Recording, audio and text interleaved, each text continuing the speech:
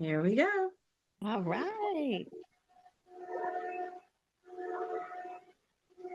All right, so this morning we want to welcome everyone to the 3 power moves for women to become your own bank, your path to financial freedom.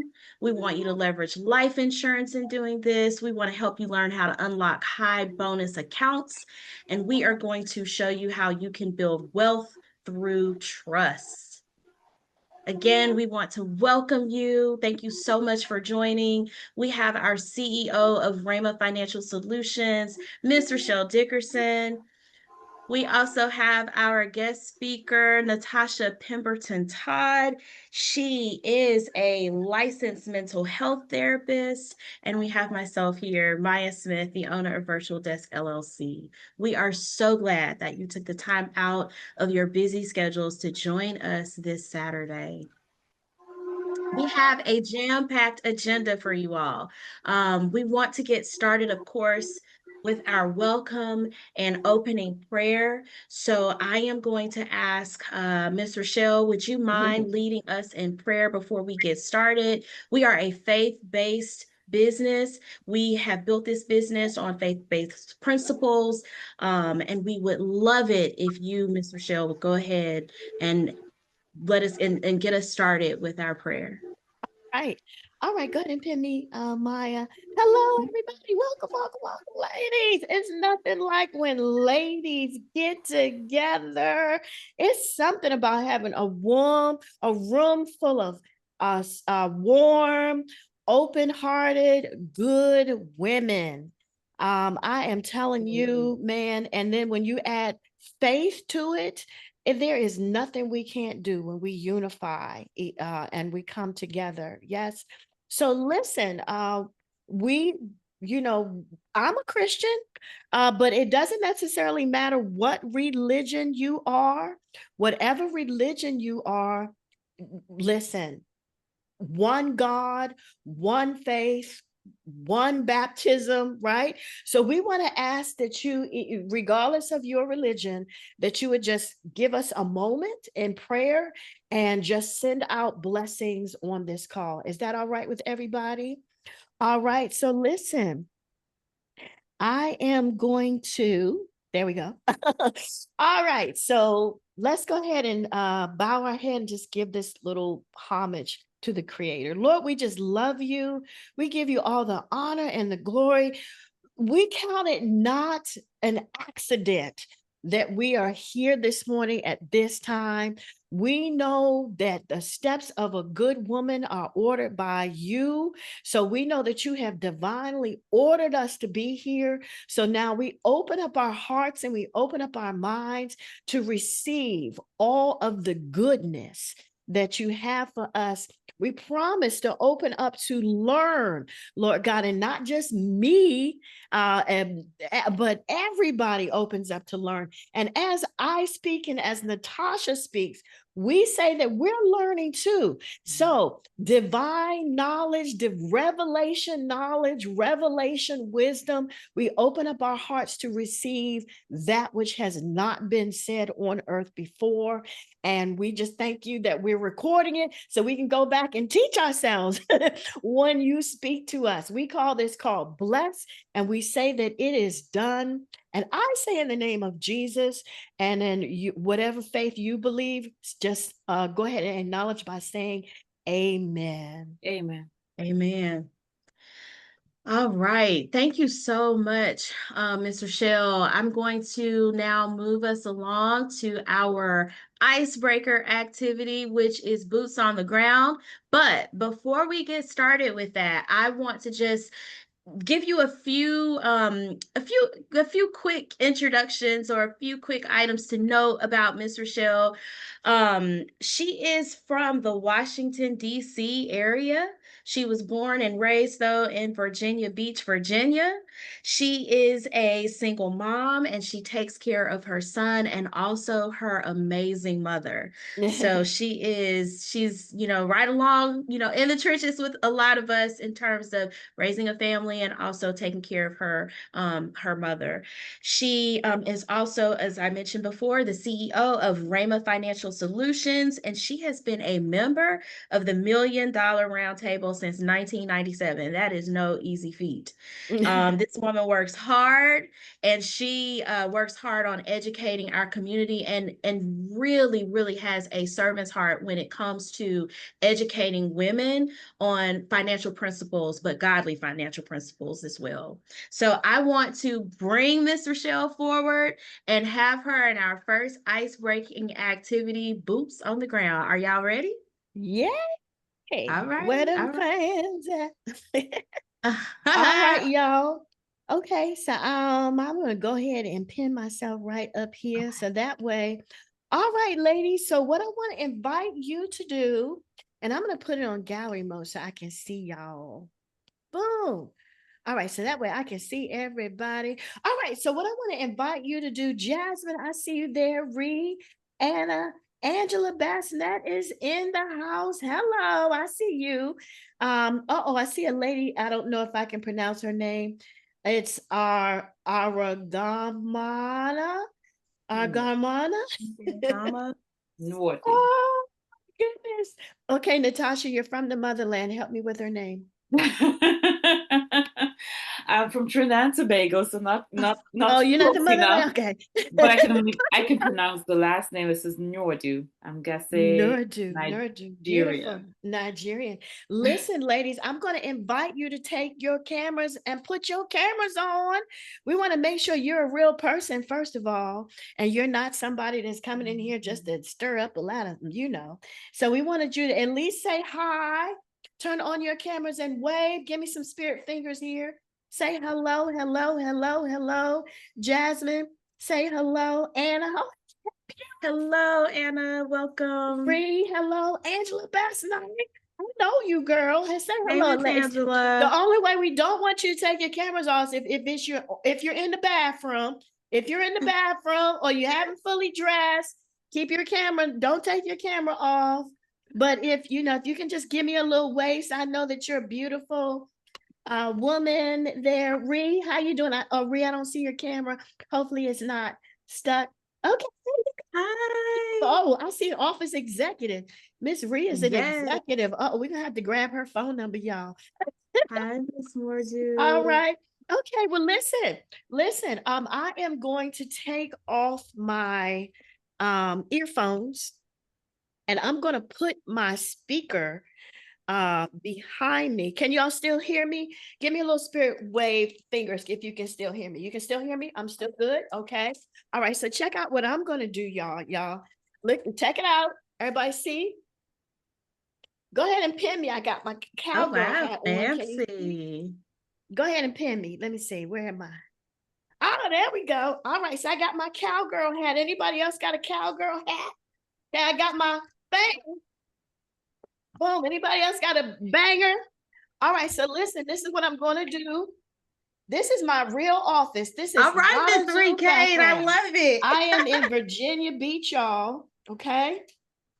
I'm in Virginia Beach. Let me see gallery mode. I put it on gallery mode because I want to see y'all. Let me see side by side, multiple speaker. All right. So that way I can see me.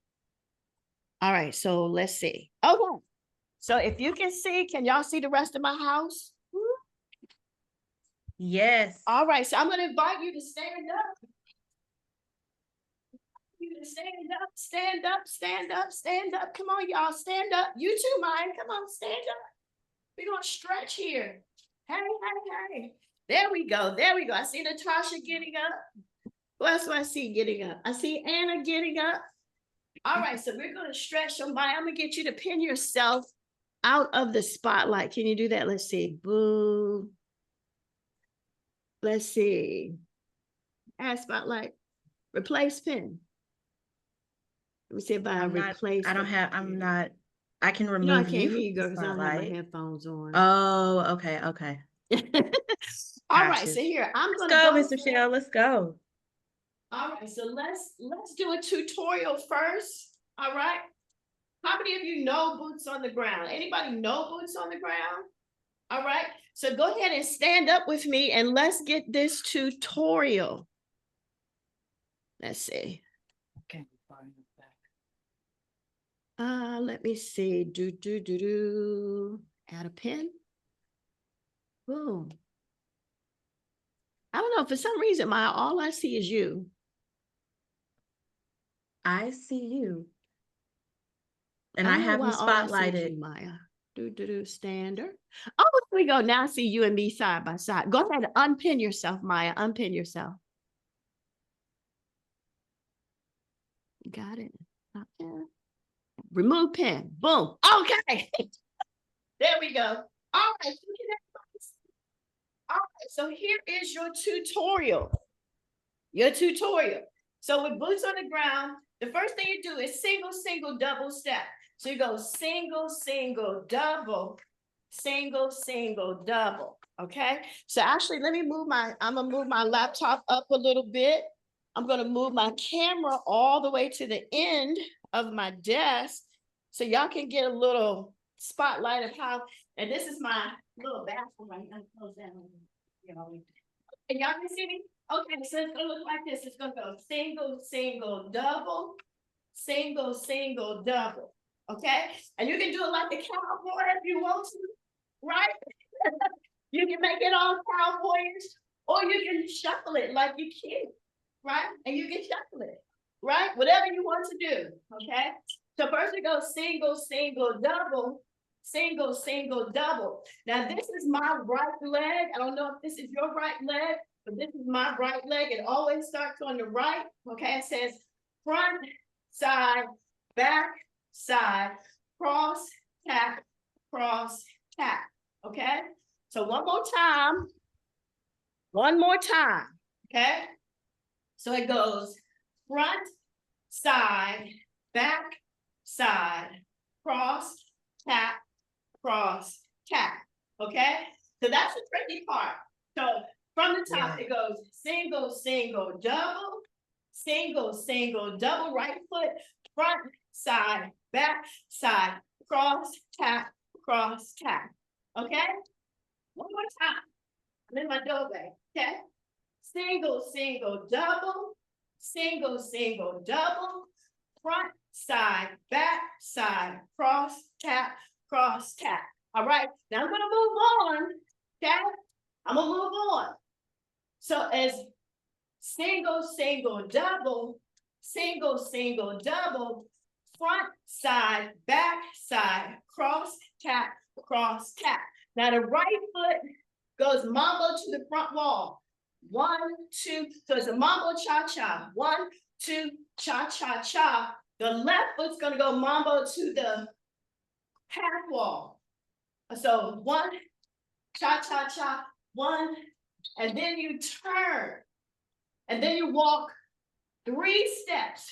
1, 2, actually 4 steps, sorry. 1, 2, 3, 4, and then you pop your foot. All right, one more time. So it goes single, single, double, single, single, double, front, side, back, side, cross, tap, mambo right foot, mambo left foot quarter, turn, walk 4, 1, 2, 3, and pop. All right, so for time's sake, let's just go ahead and get started. Listen, if you don't know the steps, just get up and walk and dance around, okay? The main thing is just to move and have fun, okay? So let's get started.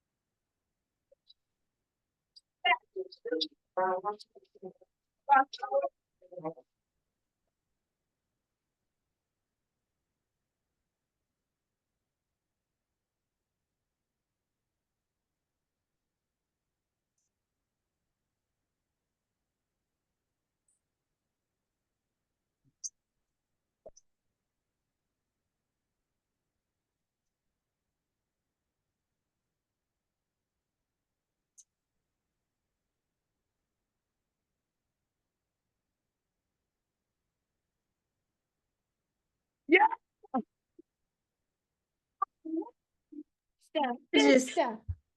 do you, do you see my All right, comments, so there, listen. Michelle? Uh-oh. Uh-oh. Can you hear us?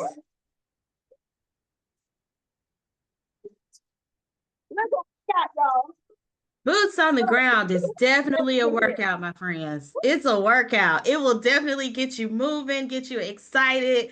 Yes. So that was an amazing icebreaker. Thank you so much for that, Mr. Shell. Can you hear us okay? Back in second. Yes. All right. Well, I am going to keep us moving along. I want to now introduce to you our opening speaker, Natasha Pemberton Todd. Thank you so much for joining us this morning, Miss Natasha. I just want to let you all know a couple of things about her. So, as Mr. Shell so graciously pointed out, she is, and Natasha let us know, she is from the Caribbean islands of Trinidad and Tobago. Yes. She currently resides though stateside in the Carolinas, so she's right up the street from me. I'm in Georgia. Okay. Is also a mom, she's a wife, and she's a business owner. But did you guys also know she is an avid crafter of all things: postcards, scrapbooking, invitations, garlands, you name it. Miss Natasha does it. But she's also, more importantly to us, for us today, she is coming to us as a licensed mental health therapist. And so, with that, I am going to turn it over to Miss Natasha. Good morning, good morning, good morning, everyone. It is great to be here on a Saturday morning. I still catching my breath from boots on the ground. I told you it's a workout. It is definitely a workout for sure. For sure. So I am replacing the pen, you guys. I'm removing my pen and removing. Go ahead and pin Natasha. I'm going to pin Natasha here and then spotlight Sorry about that, y'all. her. All right.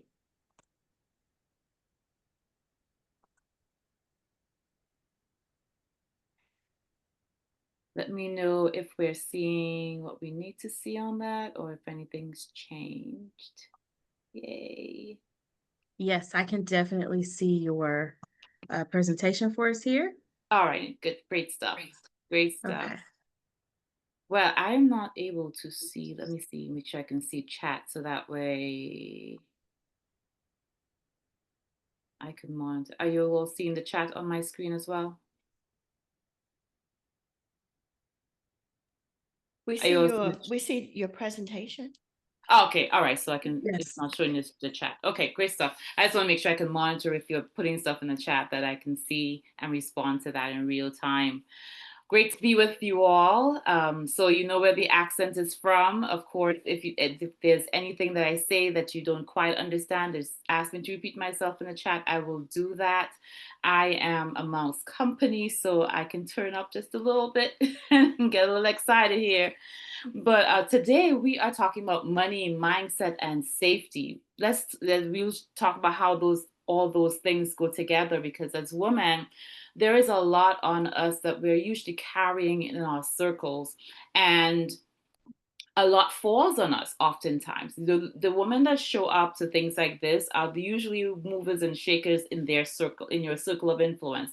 People are looking to you for information, they're looking to you for advice, they're looking to you for answers, and you're oftentimes coordinating a number of things at any given time. It's not necessarily that it's a title of leader in a company, but you're a leader in your circle if you are the one that people look to for direction. And so oftentimes when that transmits into how we show up for ourselves and for those around us, and money is a big part of that. Miss Richelle we mentioned with Miss Richelle, she's raising her son, she's taking care of her mom, and we're called the sandwich generation. I have a 13-year-old, and then my mom is in the process of moving closer to where I am. She's 81 years old. She's still vital, and in her mind, she can do all things, but her body is sometimes saying something else. And so we are there to provide support and all of that. So that means we are always juggling, oftentimes as women, a number of, not just ourselves, but a number of different things. And we want to know, when money comes into play with that, how do we manage?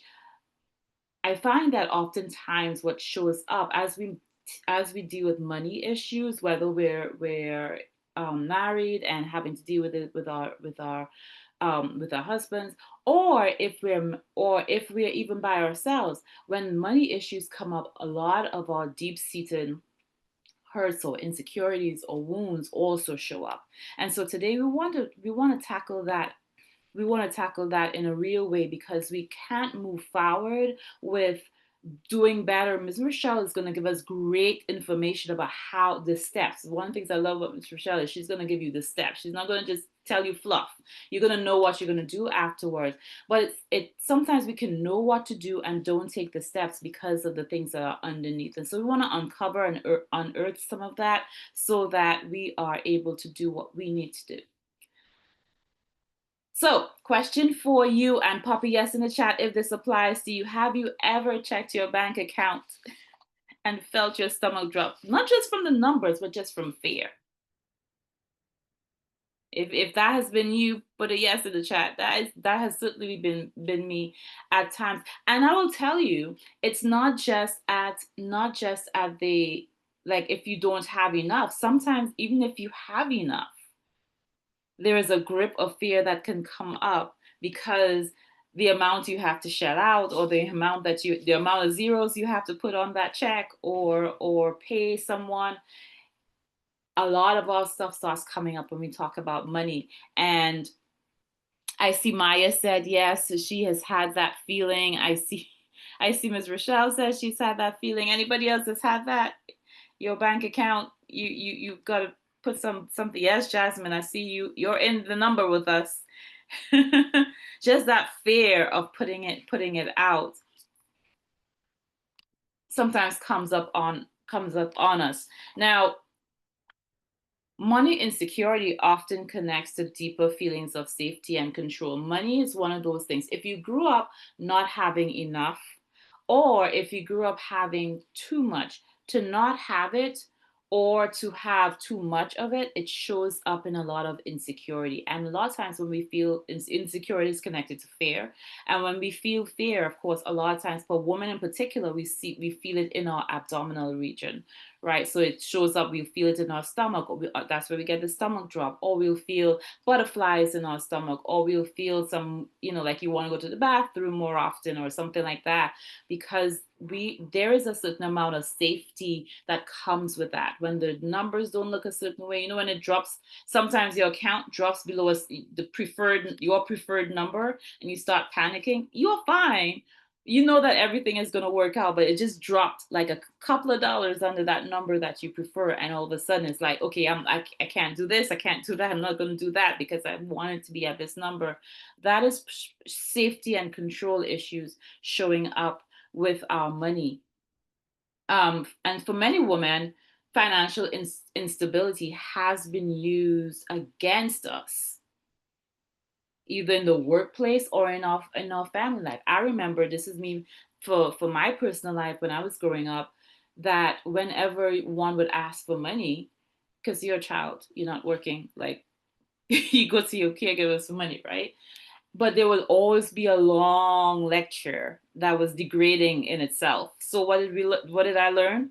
I learned not to ask, figure it out myself, make asking a last resort, because there was going to be some amount of shaming and berating going on if you even ask for $1, right? And so if I didn't deal with that fear and identify where it comes from, what does that show up as as I get to be an adult? It doesn't go away because I'm no longer a child. Then it starts showing up as money conversations just become anxiety provoking altogether, right? I am afraid of being berated or shamed or embarrassed again by someone else, or not looking like I have enough, or I have my stuff together. So that's how sometimes it shows up for us. And in the workplace, that's as from children, we can all understand those examples, but it shows up even in the workplace. You may have had a great childhood, your parents were great with money, but then you're in a toxic work environment where they want you to do way more than you originally contracted for before you can even receive your bonus that you already met criteria for. Or what I've heard from I have a lot of my clients are people who are like CEOs and in managerial positions, and they will say, like, they will get the harder like line to cross, whereas their male colleagues will do like maybe one or two of the things that they've done and still receive accolades and bonuses and all kinds of things. And for the woman, they're like, well, oh yeah, you did that, but you still have to do this and you still have to do that. And so there's a certain amount of shame and embarrassment that comes with that. And we have sometimes internalized that when we show up to have conversations with our money. So all of these experiences, they have impact, and we have to, one of the ways in dispelling them is being able to identify that they're even there. So money stress doesn't just strain the budget, it actually impacts self-esteem, whether or not you're able to take care of your family, whether or not you're able to provide for your children the way that you want to, whether or not you're able to show up in spaces the way that you want to. If you have it or if you don't, that impacts how we show up in the rooms. And when it comes to relationships that may also be talked about, a toxic work environment, what about if your relationship itself is toxic? If you're in a situation where you know that is not the healthiest for you, where this person is exercising maybe some amount of control and shaming, then there is another stress where that is concerned, because no longer is it like a parent who is maybe berating you if you ask for money or something, but now you have another adult, and that person is either putting you down or holding on to the purse string so tightly that you can't even buy, a stick of gum without having to account for it, kind of deal.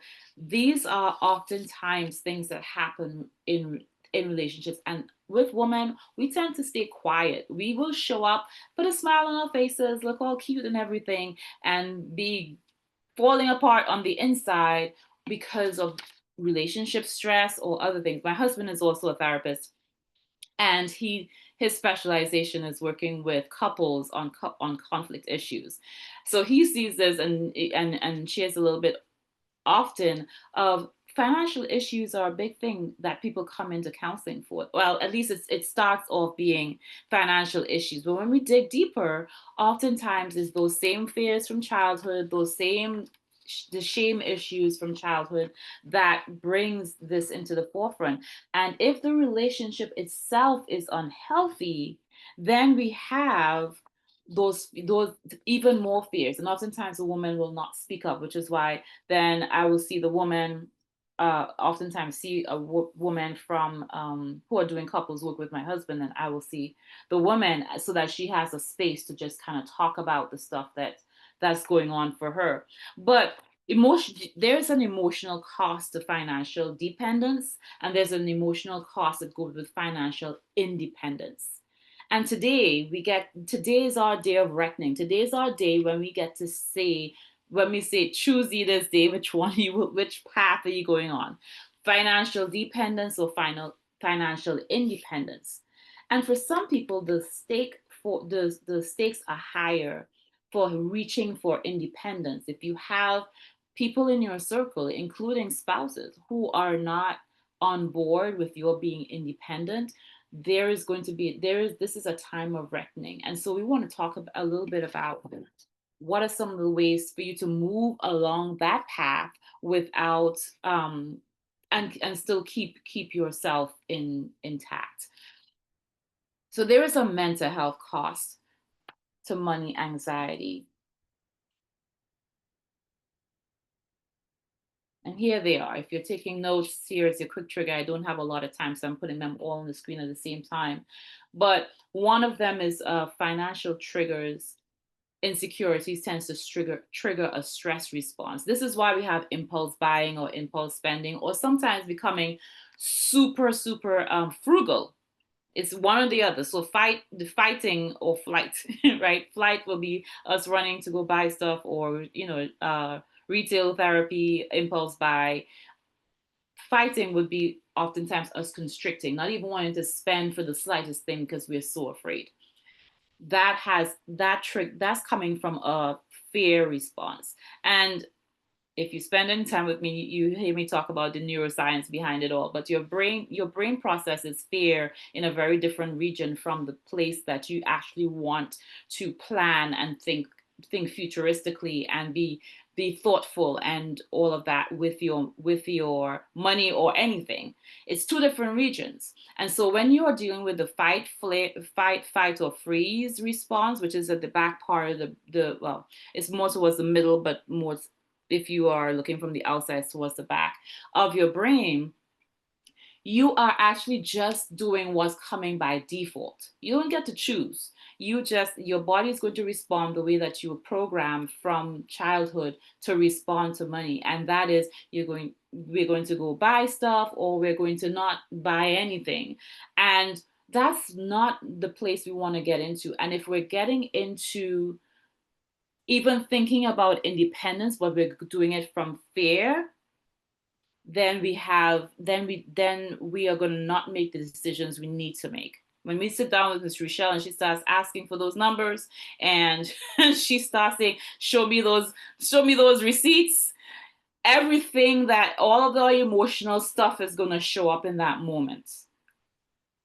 And so if we are not dealing with identifying those fears and willing to work on that, it will be a journey. But if we're not willing to work on that, we can't go forward with the independence. We'll know it up here. We'll know what to do up here, but the emotions won't let us go forward.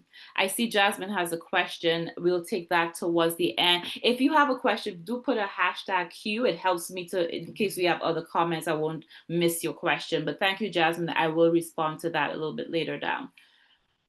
The other one impacts that we can have are anxiety, insomnia. We can insomnia will look like difficulty falling asleep. Sometimes difficulty staying asleep too, because we wake up worried about what's going to happen. I know, like for example, right now with my mom came to visit for quite a while, and she had a health emergency while she's visiting with us. But she's out of state from where her health care is based, and so insurance, we had to haggle with insurance to figure out.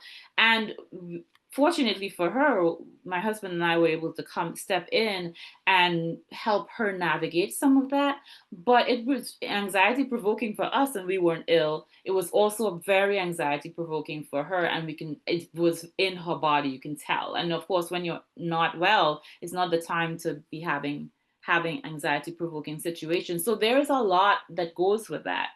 There's burnout, there's shame, like I talked about earlier. And oftentimes, women will internalize financial struggles as personal failure, especially if we come from a background that says, well, your worth is tied to what your bank account looks like. Right? There are some families where, if you couldn't afford the trip, ooh, you are the black sheep. She's being to this, to that, to the other. So it goes both ways. Is what people, if you had a lot of money growing up, or if you were even poor, right? Or you may come in and you could have afforded the trip, but nobody else could.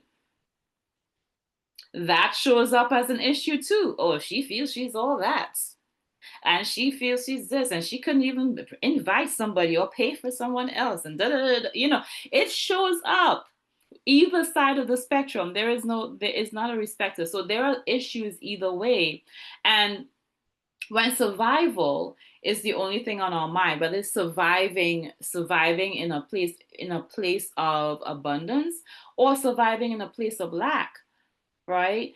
It affects our mind, right? We oftentimes, when we think of the issues of mental health and money, we think of it in terms of, oh my goodness, I don't have enough. Not enough that feeling of scarcity and lack can transition even if the zeros are 10 and above. There are people who are super wealthy, and they still act like they've got only 10 cents in their pockets. And even though that they still got to where they need to get to, there's a certain way that they're going to manage money that, even though they have all these zeros behind their name, can also be a hindrance. What if they could actually make 10 more zeros, but they only make this 10 zero here because of their fear, their feeling of lack? They were not going to make certain deals. They're not going to step out and make certain kinds of investments because they still feel like there isn't enough. So that mindset is not just about whether you actually have the numbers in your pocket. It's really about the mindset that you walk into dealing with money on. And trust me, when Miss Richelle sits with you, she gets you all the way straight. And she pulls no punches. So you gotta be ready. I'm listening, y'all. This is a public service announcement, so that when you sit with her, you are all the way right and ready to have this conversation. Right? It will show up. It will show up. Financial abuse, unfortunately, is present in 99% of domestic violence cases. And I can speak to this. I've been working with domestic violence survivors long before I was even a therapist. So this is almost 30 years. I've been a therapist 25. And this is oftentimes a trickier way for us to navigate, because you want to be independent. And another part to my connection with domestic violence, my husband talks about this openly, so I'm not sharing any secrets, is that my husband grew up in a household where his mom's partner, who's his stepdad, was domestically violent in the relationship. And every time she would try to go and do, something to better herself, take a class or do this or do that, then he will create this whole fear environment, intimidate, castigate, like, talk down to her, etc., etc., etc., for many years, until finally she was able, after many attempts, finally was able to leave that relationship safely. But so my connection here is visceral, because part of the reason why why he focuses on conflict is because of that background. And for me, just I've watched women walk through it, and today, by God's grace, she is thriving in a way that she didn't when she was younger. But it takes some getting past some things to get there, and there are healthy ways to do that. So I want to kind of lean into that a little bit, because women often suffer in silence, and we want to honor, um, if you're managing that as part of your efforts to get out.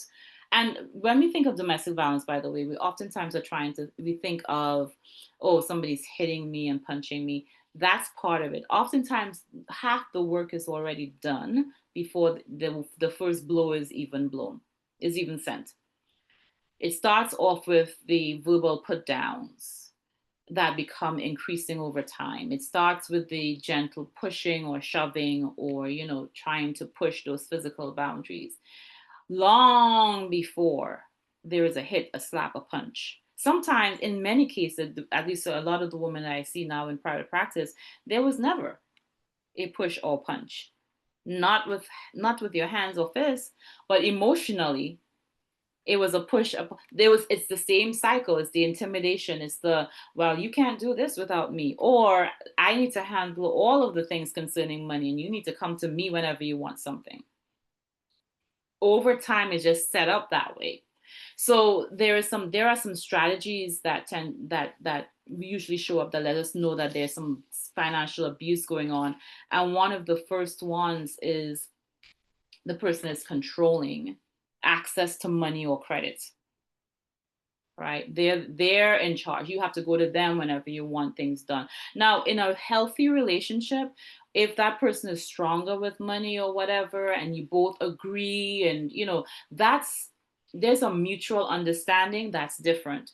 But when there's a forced situation where you're trying to do this way, and the person say, well, no, you can't, because I have to control that, or I have to hold on to this, or no, you can only get the password if I know what it is, etc., etc. Now you have a situation where that person is controlling access to money or credit. And a lot of times, when it comes to domestic violence, or recognizing the signs that lead up to it, women tend to be like frogs in being boiled, because we look for the big thing, the hit, the punch, the slap, but we don't look for the smaller things. Then we have forcing account dependence. In other words, I'll handle all the bills. You don't handle anything. That sounds nice. It sounds real nice, except that what if that person they have an accident, or they're out of town or something, and you know nothing?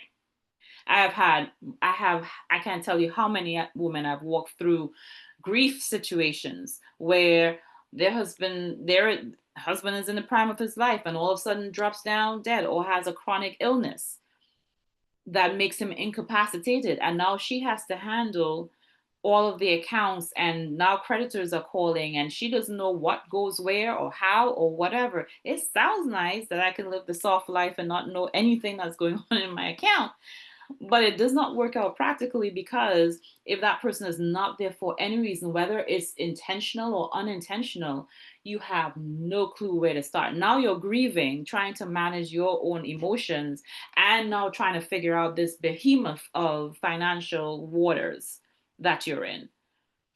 Not necessarily the best place to be in. And you may not be steeped in knowing it. Like, for example, my husband is stronger with accounts because he grew up, his biological father is actually a businessman. So he grew up understanding, seeing those things. And so he's stronger at that. But we have meetings like every week about what's going on in the account. At least I have a cursory knowledge. I know what is attached to where, because if something, God forbid, if he's traveling somewhere and an emergency came up, I need to know where to go, what is attached to what, so that we can keep the household running, and that we're not now floundering as to where things are. And so that's why it's important to keep a look at these patterns that we're developing, to make sure they're not going into a place that's not helpful. Maya, keep me on, send me a message if I'm nearing my time, please. So sabotaging jobs or education is another one. And like I told you, my stepmom, my mother-in-law, that's happened often. She wanted to take classes and do different things. And he was like, no, you can't do that. Or he would create some kind of scenario where she couldn't go anymore. Because now she has to, he's not home to take care of the children. So now she has to, things like that, just sabotaging your ability to move forward. And the last one, monitoring or punishing spending. So in other words, you go buy a new dress, well, therefore, oh, well, I'm not giving you any money for so-and-so because you spent too much on that dress. Figure it out. Figure out the rest. And those are real things that are happening in your life. So long before a punch or hit or grab or slap or whatever, these are some of the things that sometimes show up, and it's a slow boil to what we call the power and control dynamic. This is what that looks like. Oftentimes when you get the finances under control, then the power control is in full play, because you can't do anything without money. Persons holding on to your passports or to your ID cards or to your insurance, etc., etc., etc. I've walked countless women through their needing to get out of a relationship, taking their kids away or whatever, but then they have to figure out, okay, how do we get our social security numbers and all this kind of stuff because this person is holding it hostage. And so it is a real situation that comes up. This is wheel that you're seeing here is the power and control wheel, which gives you the general pattern of general pattern of a domestic violence relationship, whether that violence is physical, sexual, emotional. Like I said, long before the first punch, there are other things going on. So some of the isolation, denying and blaming, using the children as an excuse or as a weapon. You can't go anywhere because you got to watch the kids. I'm not going to do anything with the kids because that means that you have to do it. That means you can't go anywhere because the children need you at home. The using of male privilege, treating her like she's a servant, like she's beneath you, like you need to. And I see this in religious circles quite often. It's you need to submit. You're supposed to submit. You're the submissive wife. Now, let's all read our Bibles clearly, dears. And First Peter says that we should submit one to another. And the other half of First Timothy, where it says wives submit to husbands, first says that husbands should love their wives like Christ loves the church and gave himself for it. I could go in there, but my point is study the word for yourself. Study to show yourself approved, because a lot of times there is this whole, oh, you need to submit, you need to do this, you need to do that, and you're trying to do your part, right? But the word says that the two need to be in balance. He is supposed to be submitting to Christ, and how submitting to Christ so that he can be the head that he needs to be, and also following in the footsteps of Christ, being willing to lay down his life, willing to sacrifice like Christ loved the church. And if you are not meeting that criteria, now submission on this end is going to be a little. Jasmine says she's sitting here clapping. Then we're out of order. So while I'm getting myself in order, you also need to get in order. We both just need to be at the foot of the cross and laying some things down, because it first says that you have to be, if you don't know how to, as a leader, let's just broaden this out, because you all have me cheering me on here. I'm like, ooh, all stirred, because I see this so much, right? And ladies are coming in saying, oh, he said I need to submit, and yes, the word says to submit. I said, did you read the other half of the verse? Right? He's holding you accountable for submission, and I have no problems with submission, but you don't have to talk about submission if you are leading the way that Christ said to lead. A woman will say, most healthy women will say, what you want, what you need, when you want it, if a man is submitting to Christ as he's supposed to. If he's loving her the way that Christ loved the church, few women have a problem with that. They're going to submit naturally because it's love always wins. Love always conquers. And love sacrifices for the other. Love is humble, is kind, is the first to respond to say I'm sorry, I'm forgive me, or to make amends or whatever. These are all fruit of the spirit, and you can't have the fruit of the spirit if you are not submitted to the spirit. Just saying. So a lot of this shows up in the power dynamic with the whole male privilege thing, and I find that a lot of men are being drawn into religious circles that emphasize they being in control and the woman submitting, or woman being less than positions. Oftentimes, if you see that draw is usually because there's a wound in that man that they somehow feel powerless, and they have to feel like they have to exert that control in order to feel like they're dominant in some way. Men who are truly comfortable with themselves don't have to go beating themselves up on the chest. They'll walk into a room and you understand authority and they haven't even opened their mouth.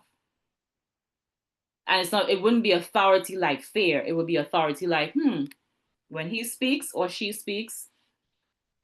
And that's what true leaders, how true leaders show up. They don't even have to announce that they're leaders. You'll just know by virtue of how they show themselves up. So let me move on a little bit because I can sit here for quite a while. But using money as something to hold over your head is another way that creeps up. Coercion and threats outright. If you do XYZ, I'll do such and such and such and such. You won't see the kids again, or I'm going to stalk you until da da da da. Using intimidation. Showing up to your job and making a scene, etc., etc., etc. There are all these dynamics that occur, and of course, to keep things quiet and to keep things from becoming explosive, then we adjust our behavior, and that pattern of constantly adjusting to that behavior leads us into a place of fear, a place of shrinking, and when we show up to Miss Richelle's table, it will show up too, because we will want to. Oh my gosh, I can't do this. Oh, I don't know. Or lots of indecision because we've been programmed to now not to second guess ourselves and to not trust our own not trust our judgment. So there's a lot that goes in with this. We're coming towards the end, and I'd like you to at least reflect on, where do I feel the most powerless with my money right now?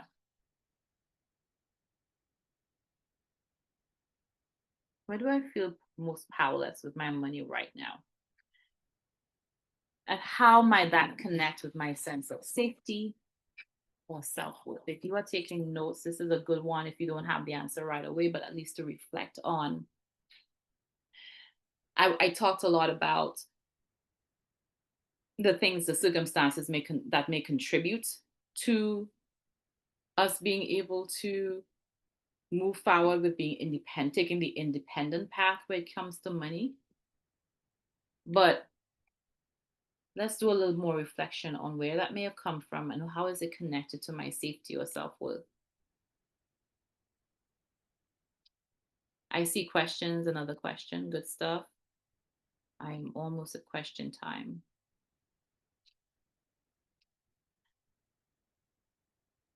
In order to reclaim or find, I talked a lot about the problems, right? A lot about the problems. But I'm not gonna leave you hanging because I'm a therapist and a coach, and so I like to make sure you have something to take away in your hand. One of the first things that we need to be in order to reclaim our financial and emotional power is that we need to be aware that, and what I was doing earlier is just making us more aware of what's going on, what contributed to us being here, what contributed to those butterflies that show up in your stomach whenever you have to talk about money or whenever you have to do something with regards to money. Being more aware of what are the dynamics in my situation right now that are contributing to how I'm showing up with regards to money or how I'm feeling about my financial situation. So awareness is the first thing.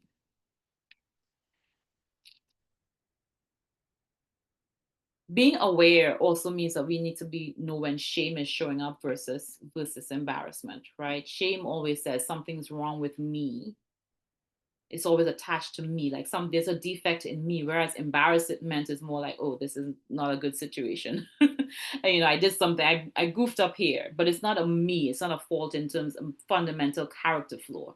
Shame says this is a character flaw, and that is a very different dynamic that we show up with. The second thing we need to have is support, which is why Miss Richelle and I are here. If we want to change habits, our habits didn't develop independently. They were influenced by something or someone that was in our purview over and over and over again, and that's how we got here. If we're going to get out, you need support to get out. You need to be not just, and trust me, it's not just reading books or attending a class, because there will come a point. There's always a point, no matter how much I watched the Oprah Winfrey show back in the day and learned so much, right? That was my introduction to financial literacy, with Suze Orman on there talking every week about, and she talked a lot about the emotional stuff behind money.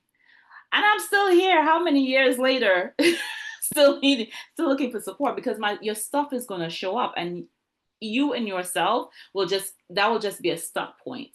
So support allows you to now move past your stuck point, work through the stuck point. Where do you go, left, right, or center? Because so and so over here is Dave Ramsey's over here saying one thing, Suze Orman's over there saying something else, McComish is over there saying something else. Like everybody has their different opinion. Which one is best for me and my situation? That's something you only find out when you have support. So seek financial literacy. You're here today for that. Seek therapy to deal with the emotional stuff that goes with that. And go through empowerment program. Keep attending things like this. Get into spaces where people are talking about money and they're on the move with money. Build community around with people who are going in the same direction. If you want to earn more, you can't sit around with people who are only talking about how broke the situation is and not doing anything about it. Because that's what your mind, what you take in, is going to filter through your mind. We all know the word Philippians 4:8, that there's a certain list of things that we need to be thinking about, because that transforms how we think and how we feel. And so we need to be in spaces where that is showing up the way we want it to.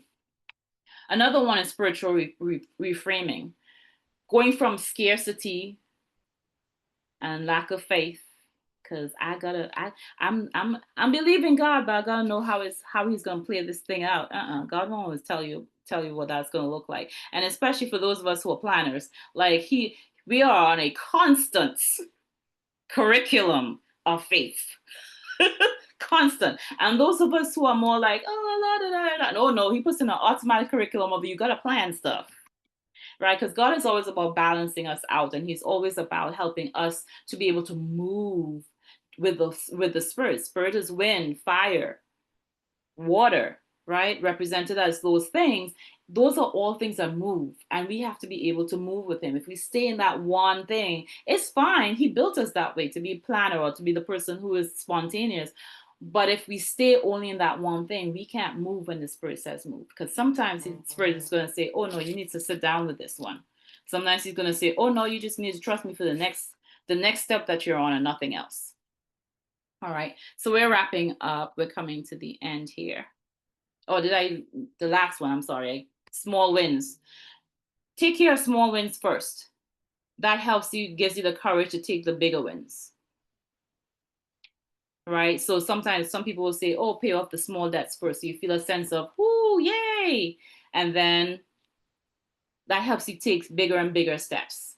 For some people, it works the opposite. They want to do the big thing first and then they do the smaller. But for most people, especially when it's something that they're concerned about, do the small wins. Do the next best thing so that you start getting your sea legs, and do the next best thing after that.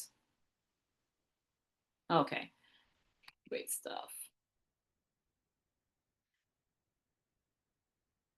So if you're taking notes, I encourage you to take the notes, either take a picture or write this down.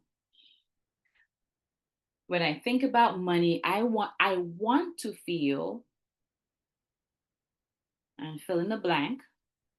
I put an emotion wheel on the slides just to be helpful. Listen, I'm a therapist and I still use feeling wheels.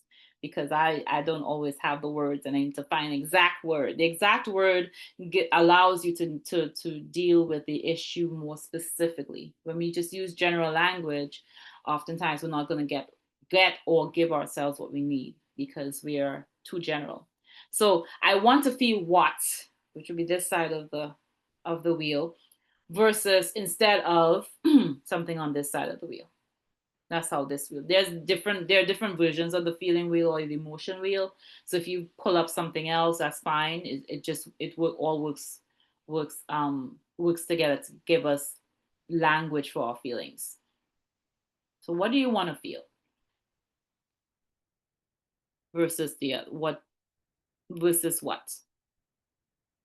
For example, I may want to feel confident instead of powerless. You know, I may want to feel well, confidence will also go with anxious, right? If I feel anxious right now, maybe I want to feel something else, hopeful or something. So see what that is for you. What resonates for you on that? That goes back to the awareness piece, knowing where we are.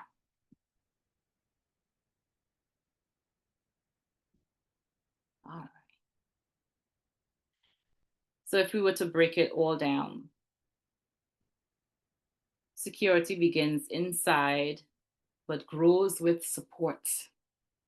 I'm going to come back to that word, support. A lot of times when we've been hurt in relationships, especially in our earlier life, we tend to develop this hyper independence.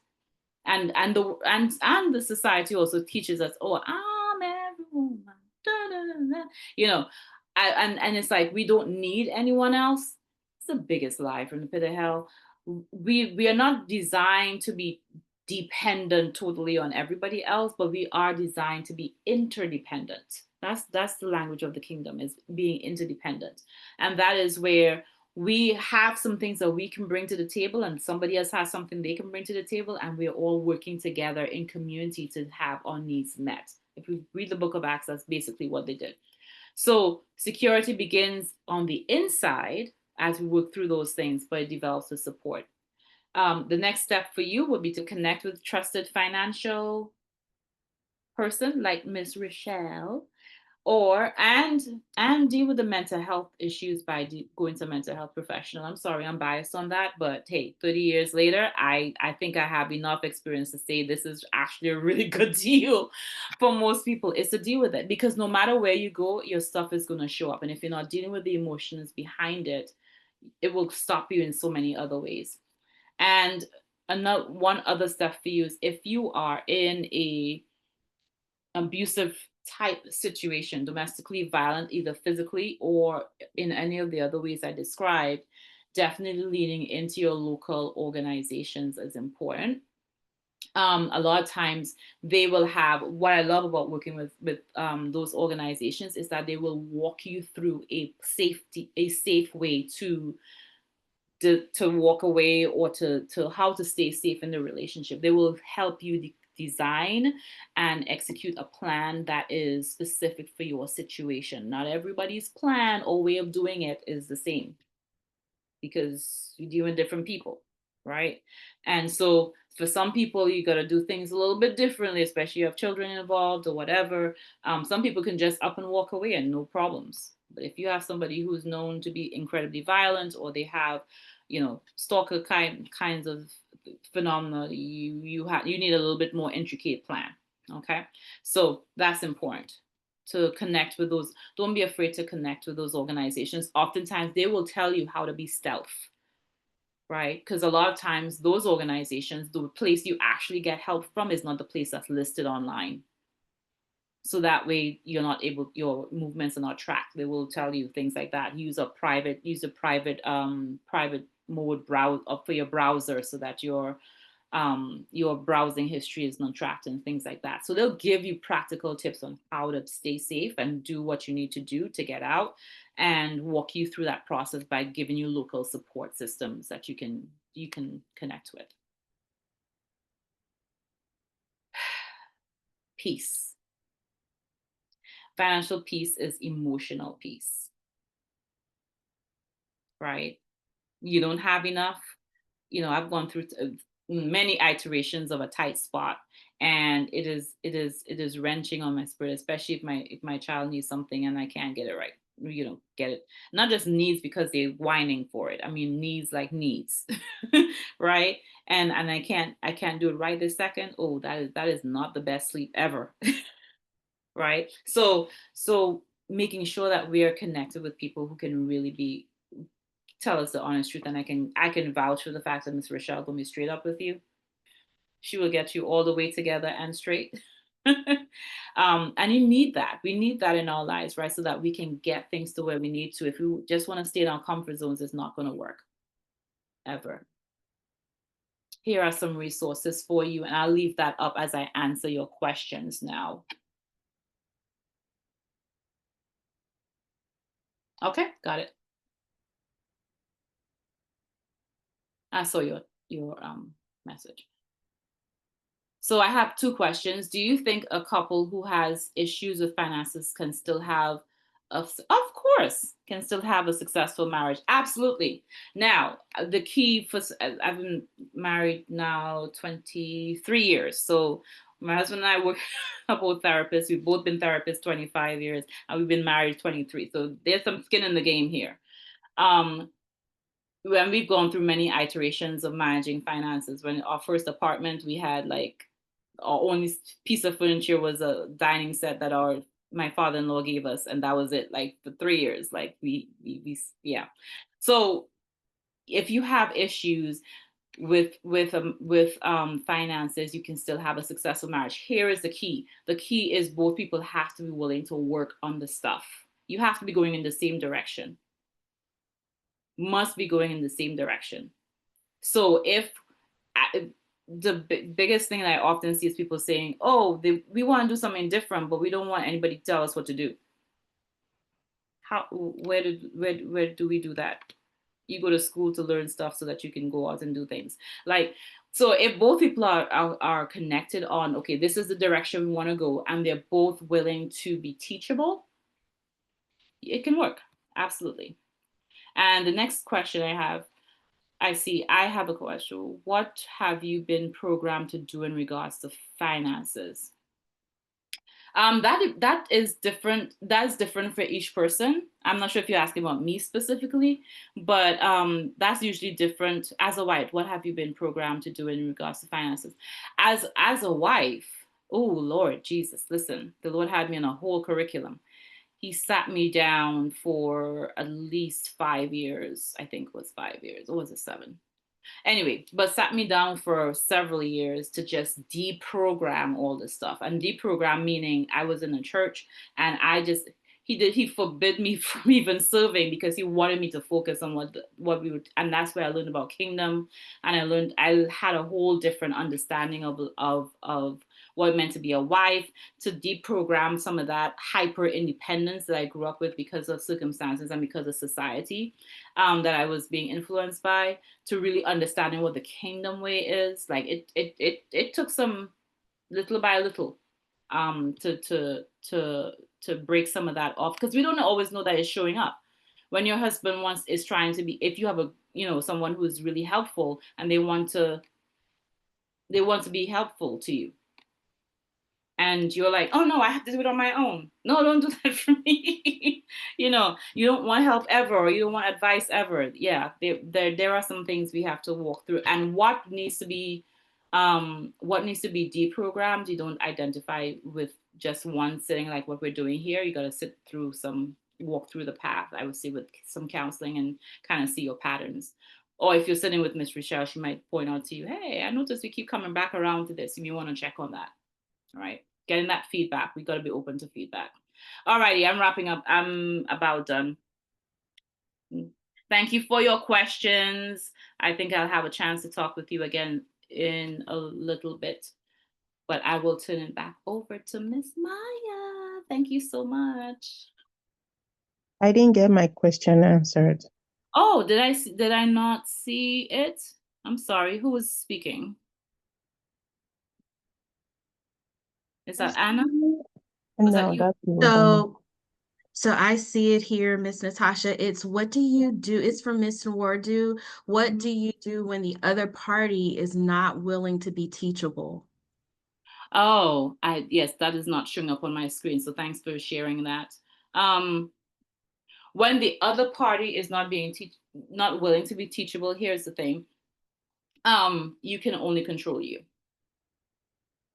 So what happens is that you show up and you control the things that you can control. You show up in these workshops, you learn something different. If there's a set of money that you have for yourself that you manage on your own, you manage it in the way that you are learning, and the results will speak for themselves.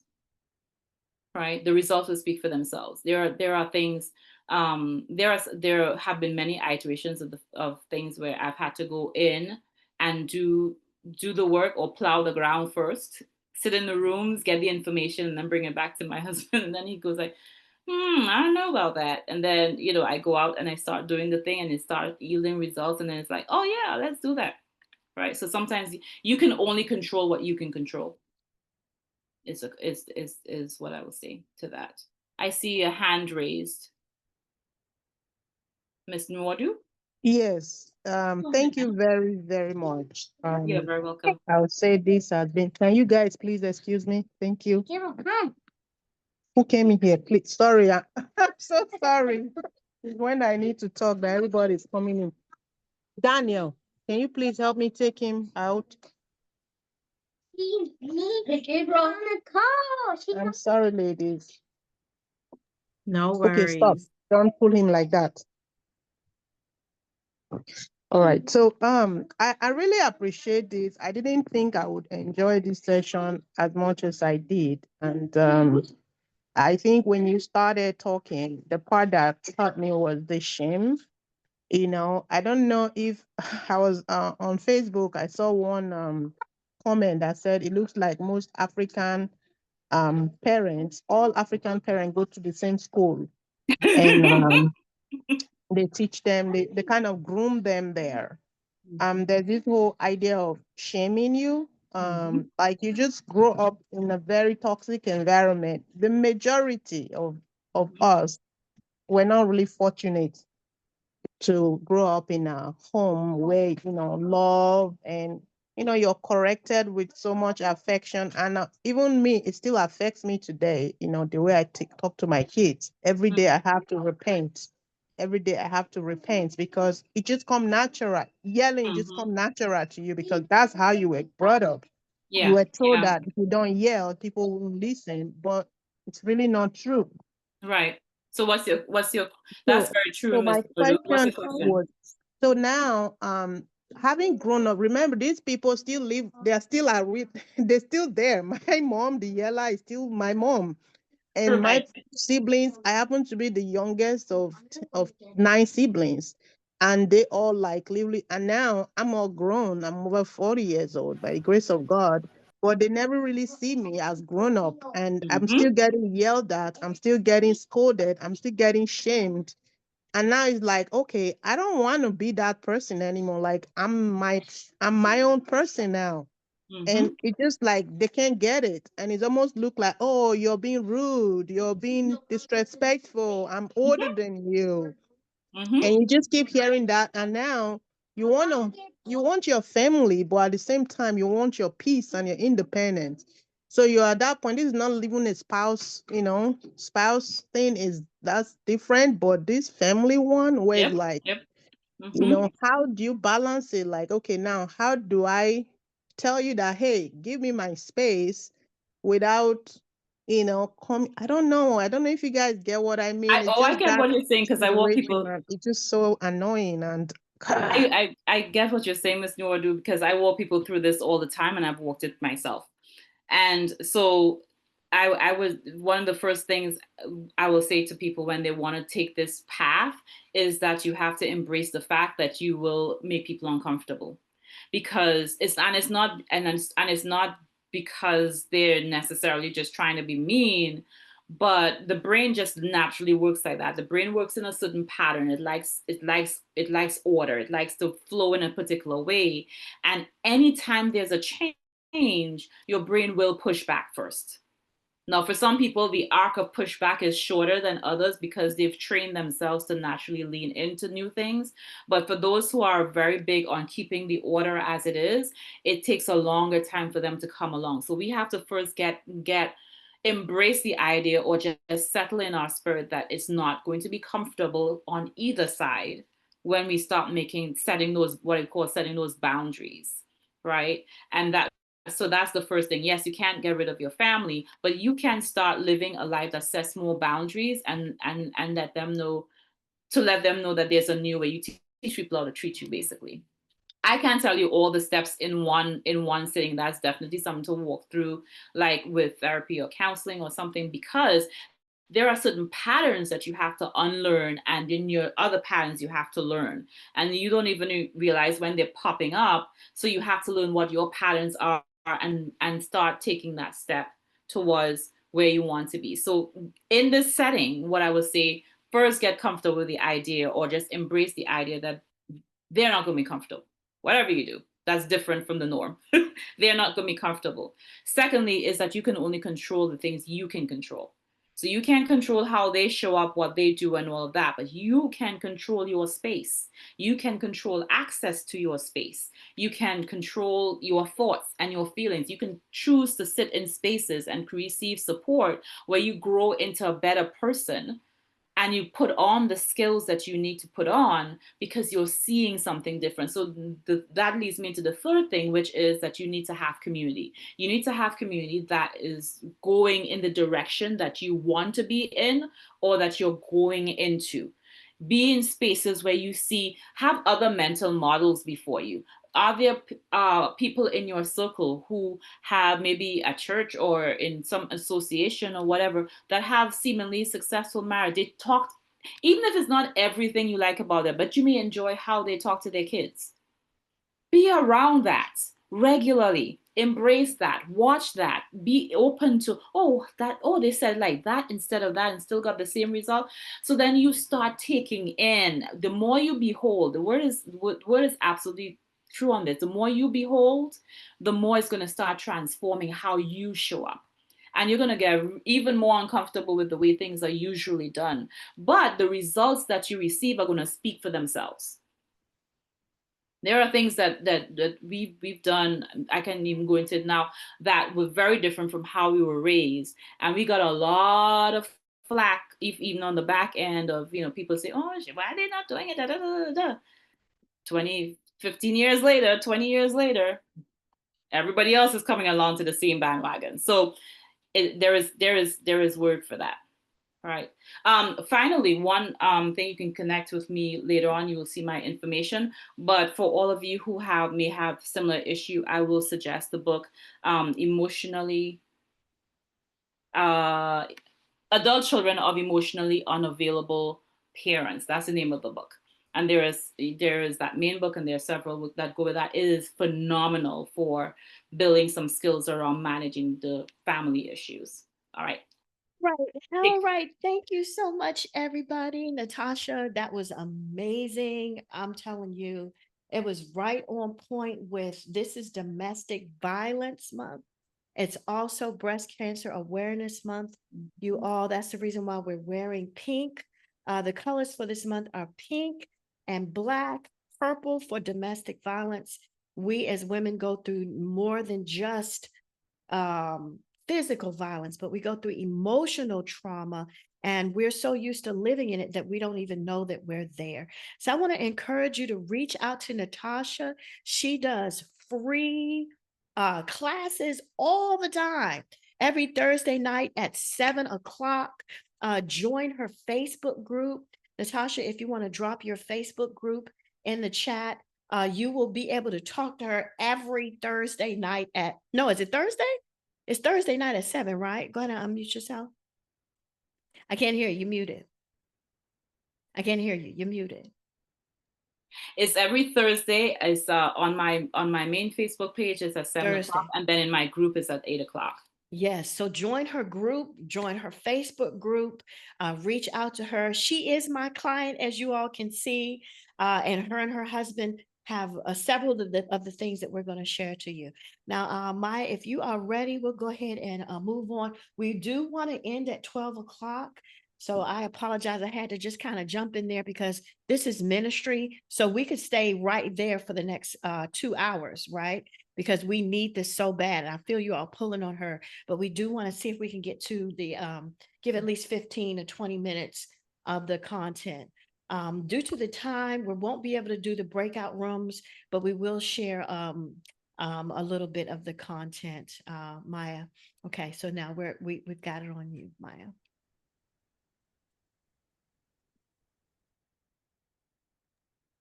Okay, you want me to go ahead and Actually, you know what? I thought you were going to drive Yeah, I'm your presentation. Yes. All right. Well, There you ladies, go. let me see. I'm going to start from the beginning here. Ladies, now with that, I know that that was a little bit heavy. Can you all see my screen? Can you see my screen? Yes. You can? All right. I can. We can. Okay. All right. All right. So ladies, I know that was a little bit heavy, right? So what I'm going to ask you to do right now, wherever you are, even whether you have your camera on or not, I'm going to ask you to stretch up real big, everybody. Can we just reach? Can you stretch like you're waking up in the morning? Oh, that feels so good. Lengthen out your core. I don't know if you guys can tell, but I'm two things. I'm a financial expert, and I also have 7 certifications in fitness. Okay, so let's stretch out our shoulders. If you can take your shoulder and grab it right here and just pull across your arm, a lot of stress you carry in something called your sternocleidomastoid, which goes down the side of the neck and it forms lumps in the side of the neck, and also your deltoid, which is right here in your shoulders. Okay, so go ahead. I'm going to ask you to shake blood to your fingers right there. Good. Now I'm going to ask you to grab that arm, the other arm, and just pull. It's okay. I promise it won't come out of the socket. Just pull, pull, pull, pull, pull, pull, pull, pull. Good. There you go. And then I'm going to ask you just to shake blood to your fingers. When you stretch, you release something called lactic acid out of your muscles. So go ahead and circle your shoulders. I want to encourage you to do this even when you're on a lot of Zoom calls. Tilt your neck side to side. Keep your ear to your shoulder. Can you feel that little knot right there, right in the side of your neck? And I want you to inhale. Then I want you to exhale and tilt your head the other way. Oh, gosh. Yeah. Now go ahead and tilt your chin up. Good. Take a big breath in through your nose. Inhale. And then as you bring your head forward, just exhale out. Oh, good. One more time, ladies, and then we'll move on. I want you to inhale and send your breath to the top of your head. Inhale. See that breath go all the way up to the top of the head, all the way up to the tippy top. Send that oxygen to the brain. Now I want you to exhale slowly. Exhale. Oh, good. All right, everybody, clap. Let's build the energy back up in the room. Good job. Good job. Thank you so much, Natasha. That was so powerful. I was visualizing my life and some of the things my mother has been through, I have been through. I think that the things that you were sharing on us, I think as women, especially women of color, we suffered through so much trauma that we think that it's the way it's supposed to be. So I want you to encourage you to reach out and book a free session with Dr. I call her Dr. Natasha. She's close to getting her a degree. Her husband is a doctor. Reach out, book a free consultation with her. Natasha, if you can drop your information in the chat. I'm going to tell you, just talking to her for a little while, you're going to leave that session feeling so much better. Okay. All right. So now let's go ahead and Maya told you a little bit about me. I am the CEO of Rama Financial Solutions. I have several financial licenses for life insurance, annuities, and also investments. I've been in the industry since 1992. We have hit the $1 million roundtable, which is just when you earn $100,000 or more in the business. We did that first in 1997. And this year we hit a milestone of over 1.2 million, which put us in the preferred agency and agency code status, where products and services opened up to us. When we hit the $500,000 mark, products and services opened up to us that we had never seen before in our lives. Made me kind of angry, because here I am serving the African American community, and I find that all these beautiful products, bonuses, higher interest rates, accounts that don't take any losses but give you high interest rates, all these things have been existing for hundreds of years. But as African American, Asian, Latino, as women, as people considered in the minority, they were hidden from us. And just in August, as we used our preferred agency code, I'm an agency owner. I flew to Kansas City. The companies flew us in, and they spoiled us, and they opened up a plethora of financial products that are not available to people who make less than six figures. And I was upset. Because I'm saying, listen, I know that people can set aside $100, $200 a month and get these products. You understand what I'm saying? So it fires me up to know. And I said, listen, we're going to do workshops. We're going to go live on Facebook and on YouTube, and we're going to make these products available, and we're going to tell people about these products. Financial segregation is still in existence today. You all know in the United States of America, white folk had their white folk fountain and black folk had their black folk fountain. Well, I want to let you know that in financial services behind closed doors, it's not white and black anymore, but it is financial. I sat next to a billionaire a couple of weeks ago. I was invited to the round table, the table that's up front. You hear people say, oh, you got a seat at the table. Well, I actually got a seat at the table, and the person sitting next to me was this main speaker, and he had done over $1 billion in revenue. And then I sat next to another, and of course, I was only two African brown people that were invited to this thing. And I told him, he said, I only talk to people who have $750,000 in assets. And I got my black woman angry with him. I turned around and I said, you do know I am black. And everybody stopped like I was E.F. Hutton and started staring at me. I said, I am black. And if I isolated everybody who doesn't have at least $750,000 in assets away from these products, I would be segregating my entire community. I would be the segregist. I would be the slave master, and I would be putting everybody out in the field. I didn't say it like that. Of course, I didn't say it like that, right? I was more diplomatic. Thank God, Maya, you didn't have to sit next to me and hold my hand or squeeze my leg, right? So I didn't go off like that. But I just let him know. I said, listen. And then he said to me, oh, so black people don't have money? I said, yes, we do have money.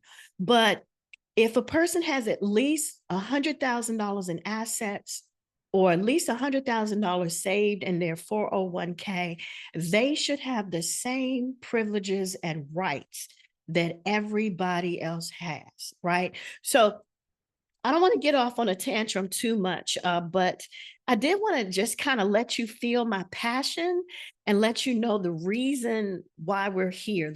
Tomorrow is my birthday. Now, most people say, Richelle, why are you doing this on a Saturday? And tomorrow is your birthday. You should be on the beach or at some fancy hotel. The reason why I'm doing this the day before my birthday is because I love you all. Women, I absolutely love you. I love you so, so, so much.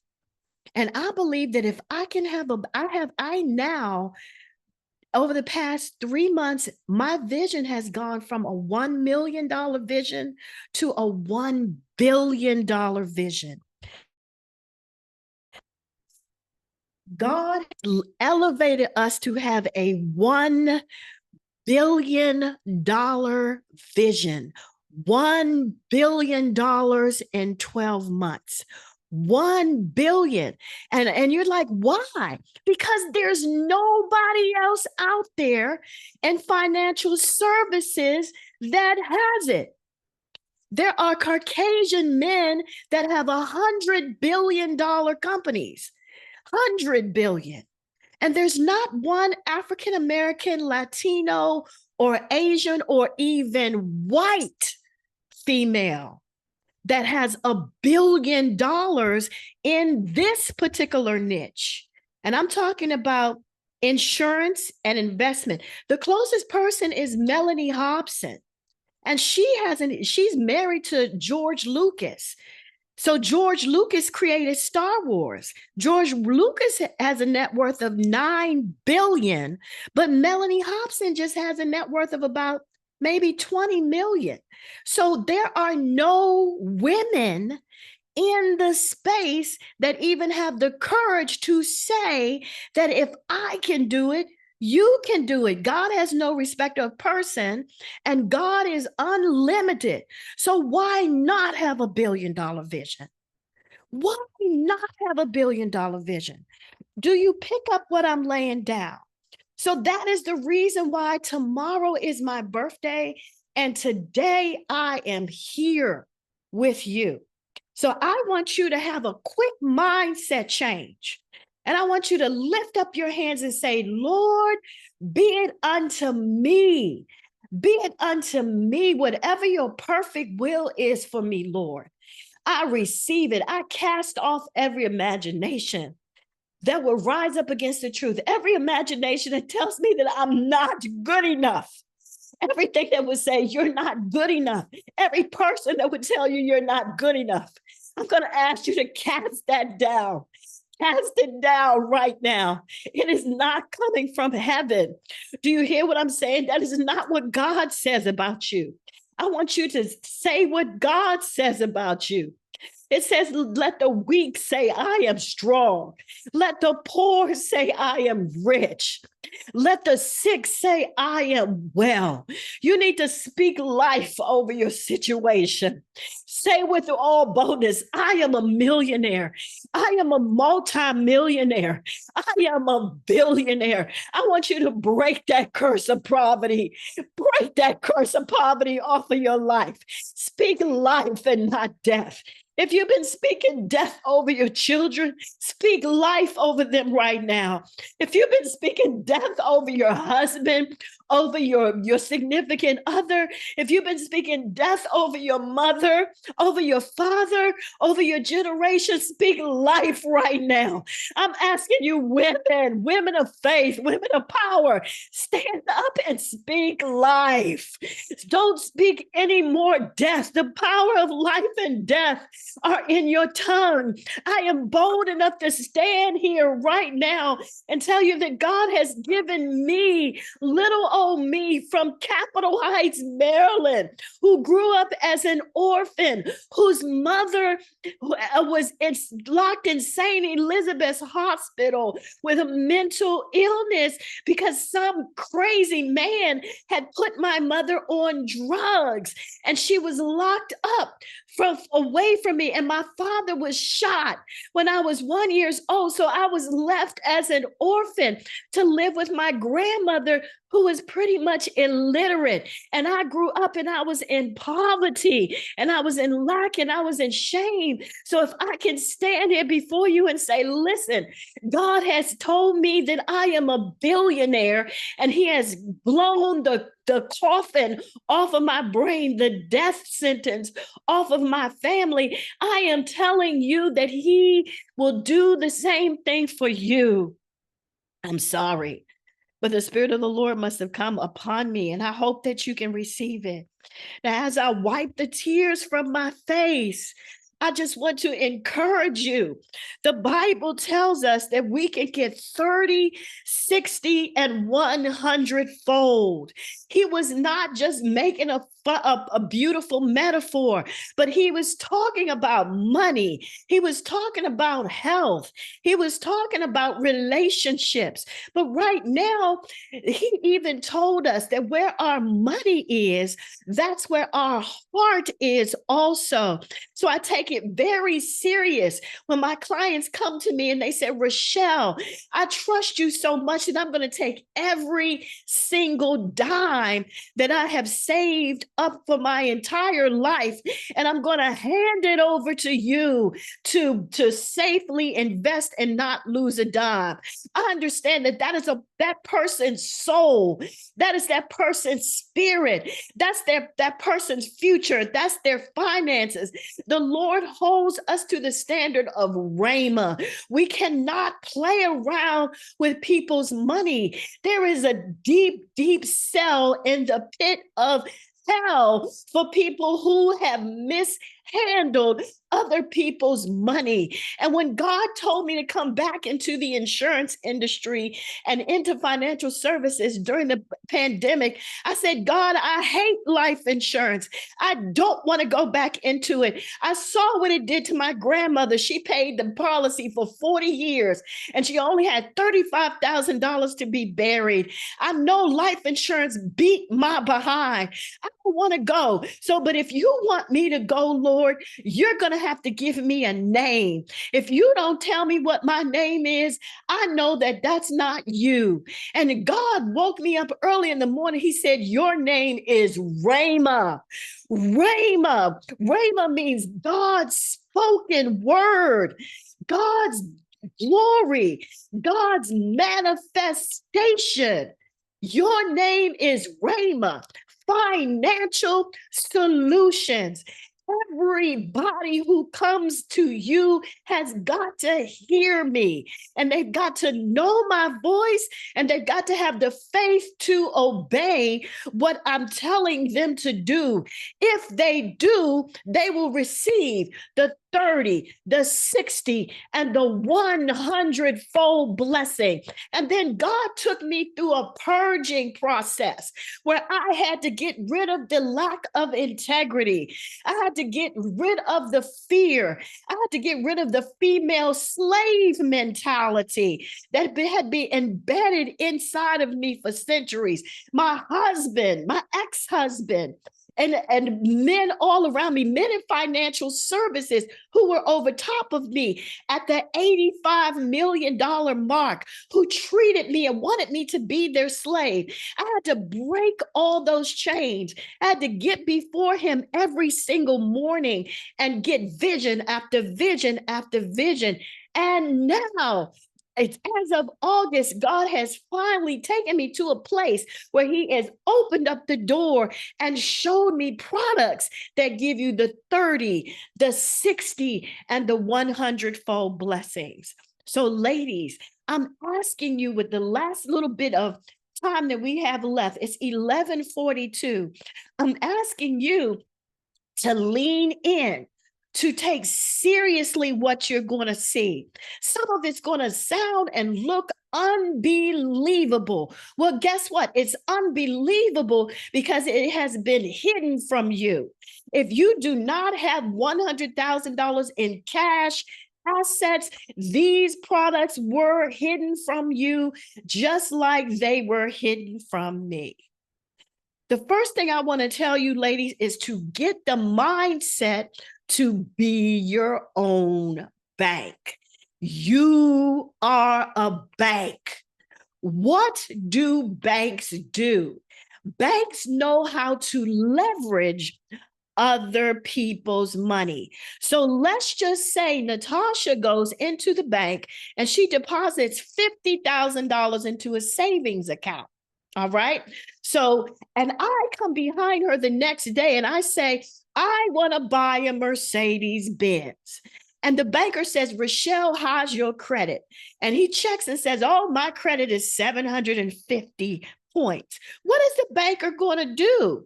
The banker is going to charge me a lot of money, a lot of interest for that loan. So the banker may charge me 10% variable interest rate. So instead of paying back $50,000, I'll end up paying the bank $100,000 for a Mercedes Benz that was only worth about $30,000. Y'all picking up what I'm laying down? So because my credit is not where it needs to be, the bank's going to leverage me. Now, what they're going to do is they're going to take Natasha's money and they're going to lend it to me. Was it the bank's money that they used? No. It was Natasha's money. She just deposited it yesterday. So they're going to take Natasha's money and they're going to pay the dealership. And then they're going, or they're going to approve the loan. And then I'm going to have to pay them probably $1,200 a month.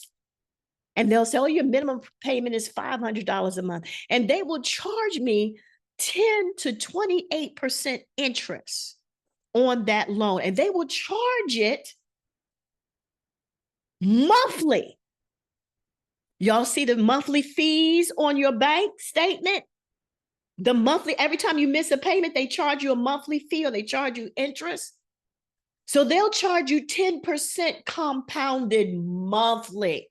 You picking up what I'm laying down? So they make a boatload of money off Natasha's money. It's not even their money. So we must learn how to leverage a loan. When you borrow money, ladies, you borrow it to leverage it. You don't borrow money for depreciating assets. You only borrow money for things that increase in value.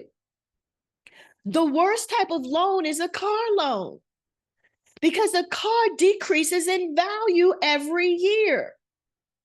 The worst type of loans are when you borrow money for your clothes because the clothes depreciate in value every year. Cut those credit cards up. Those little credit cards where you're going in Macy's and you're going in whatever store and you're buying things that depreciate in value and they give you $1,500 worth of buying power, but they're going to charge you $3,000 for it. Cut them up. You must learn how to borrow money to make money. That's step number one of the mindset change. Borrow money only to make money. Now, I don't have time to get into it, but I want to plant that seed inside of you. Say, I only borrow money when I know I can make more money. I only borrow money when I know I can make more money. Now, one of the most powerful tools that has been hidden from us is the power to borrow money from your life insurance policy. Wealthy people have been borrowing money from life insurance companies for hundreds of years. One of the first people to do it is Walt Disney. He bought a $2 million whole life policy when he first got married and his wife had their first child. $2 million. Now that in itself is a different mindset from African American and Asian and women. We don't think, oh, $2 million is too much. But $2 million was enough to pay off this house, to pay for their child's education, and to leave at least $100,000 so his wife wouldn't lose their house. $2 million is not a lot of money. It depends on how your assets are. So long story short, he got a $2 million whole life policy. And then 10 years later, he was trying to open Disney and Disneyland. Nobody would give him a loan at the bank because at that time, theme parks were ratchet. People in theme parks, they sold you miracle hair growing water and gypsies with beards and stuff. So banks were not willing to loan money. It was not too far away from the Great Depression. Well, I'm sorry, it was like in the 60s or something like that. And they weren't going to give him $100,000. So he had to self-finance. He said, wait a minute, I can borrow money from my life insurance company and my $2 million will stay intact. My $2 million death benefit and my cash value will stay intact. So I'll use the collateral in my life insurance policy, borrow money from the life insurance company, and then I'll pay back the life insurance loan, because the life insurance loan at that time was only charging 3% interest. So Disney borrowed $100,000 from his whole life policy, paid for Disney, the land in California, broke ground, and then when the park opened, it grossed over $2 million the first day. So he took $100,000, paid back his life insurance loan, his death benefit, and his cash value never went down to the line of zero because he paid back his loan within 12 months. So then he said, wait a minute, if I had to borrow from the bank would have charged me 8% interest, but the life insurance company only charged me 3% interest. And I made $2 million on this real estate transaction. That was simple math. And the money is tax-free. All rich people, all wealthy people understand how to leverage a loan. You use loan money because you don't have to pay taxes on it. You use loan money because there are no taxes paid on loan money. So you use loan money to buy things, and you use loan money at cheap interest rates or zero out the interest rates of a loan. Now, Richelle, the Bible says the borrower is slave to the lender. Yes, it does. The borrower is slave to the lender when the borrower doesn't know how to make money on a loan. If you don't know how to make money on loans, then you will be a slave. You must know how to borrow money. Hey, Natasha and Dr. Todd and Carlos, they have a $2 million vision for their practice. And they have $2 million in the bank. Which one is wise? Are you going to pull your bank account down to the line of zero and be broke? Or are you going to leverage? You're going to go bank, Navy Federal. We have $2 million sitting in an account with you. We want a $3 million loan. You can use the $2 million we have in cash as collateral for that loan. Bank of America is going to, or Navy Federal is going to say yes all day, okay? And that way their $2 million can continue to stay there and grow, and they can use Navy Federal's $3 million. Now, if your money consciousness is sharp, you pick that up. If you are anything like I was, nobody had ever taught me these things. I didn't understand it. And if you don't understand it, it's okay. I'm going to give you 2 practical steps. Number 1, go to YouTube, open up our YouTube channel and rewind these messages. Number 2, book a call with me and say, Richelle, how do you leverage a life insurance loan? Okay. And Maya will call you. Here is a single mom and her son, Miss Mava and Malcolm, just like me and you. Miss Mava said, Richelle, I want to set aside $300 a month for me and Malcolm. I said, sure. You want to save it for his college? You want to save towards it? He said, yeah, I think that's good. So Miss Mava, I said, how much is your mortgage? She said, we got $150,000 left to pay off the mortgage. I said, Miss Mava, how much do you want to leave to Malcolm if something happened and he was still young? She said, I want to leave Malcolm at least $100,000 for college. So by the time we finished with Miss Mava, she said $500,000 is about what we need to pay off the mortgage, make sure Malcolm is straight if something happened to me, because his father's not in the picture. So we need to make sure he's straight, and I'm all he has. I said, Miss Mava, you need at least $100,000. I'm sorry, you need at least $500,000 worth of life insurance to do that. She said, Richelle, I agree with you. She said, Richelle, but I don't want just death benefit like a term policy. Like Dave Ramsey said, buy term and invest the difference, but then the price goes up. You're 60 years old and the premiums are $400 a month. And you don't even have any cash value, no leveraging power, right? So it's okay if you get it while it's cheap because your finances aren't going to let you. But at some time, you need to learn how to be your own bank and get a be your own bank policy. So we said, okay, Miss Mava, we're going to take this $300 and about $80 a month is going to pay for the $500,000 of the life insurance. Everything else is going to go in your cash value. And she said, Richelle, I never talked to an insurance agent that told me that $300 or $400 a month is going to go in my cash value and just only this portion is going towards the life insurance. I say, yes, ma'am. And it's permanent life insurance. So you'll never lose it. They'll never ask for more money. So long story short, we structured it so $300 a month. At age 65, Miss Mava's going to get a tax-free check of $1,217 a month. It's going to pay her for the rest of her life. And she doesn't have to put any more money in the policy. The policy is paid up and it still covers Malcolm, and Malcolm might be grown with children. She doesn't have to pay for that $500,000 policy anymore. But now it's going to start paying her $1,200 and some change a month. And she can go back and dip in the cash value and use it to be her own bank, $145,000. And if Miss Mava said, Miss Mava, you know what? My mama had breast cancer.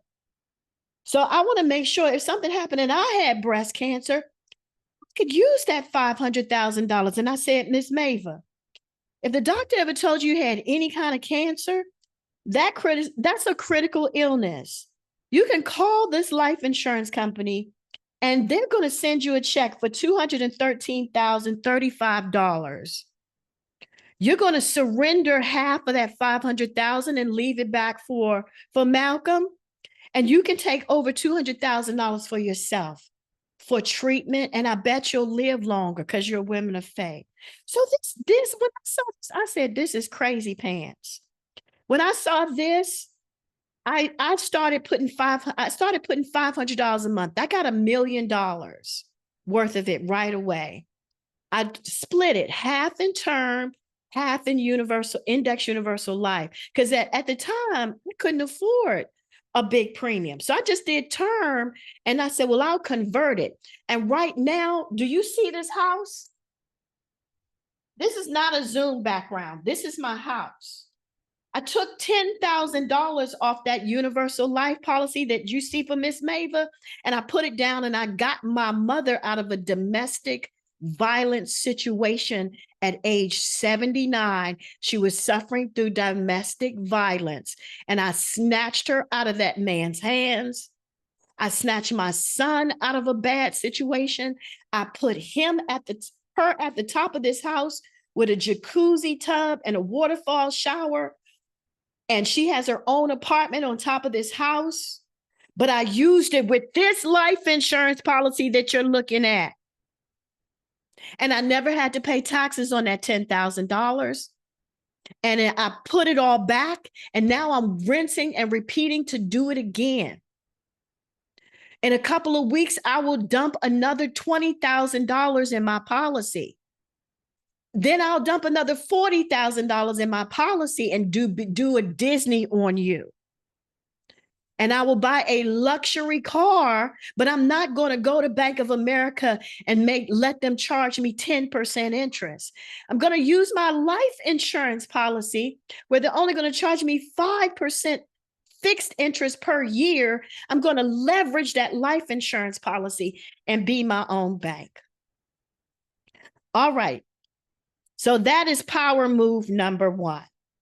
How do you take a life insurance policy and leverage it to be your own bank? Power move number two is the absolute best product on planet Earth. The billionaire that I sat next to a couple of weeks ago said, oh, we've been doing this for a long time. They've been doing this for a long time. You picking up what I'm laying down? But before, it's called a fixed indexed annuity or a fixed index account. It's an FIA for short.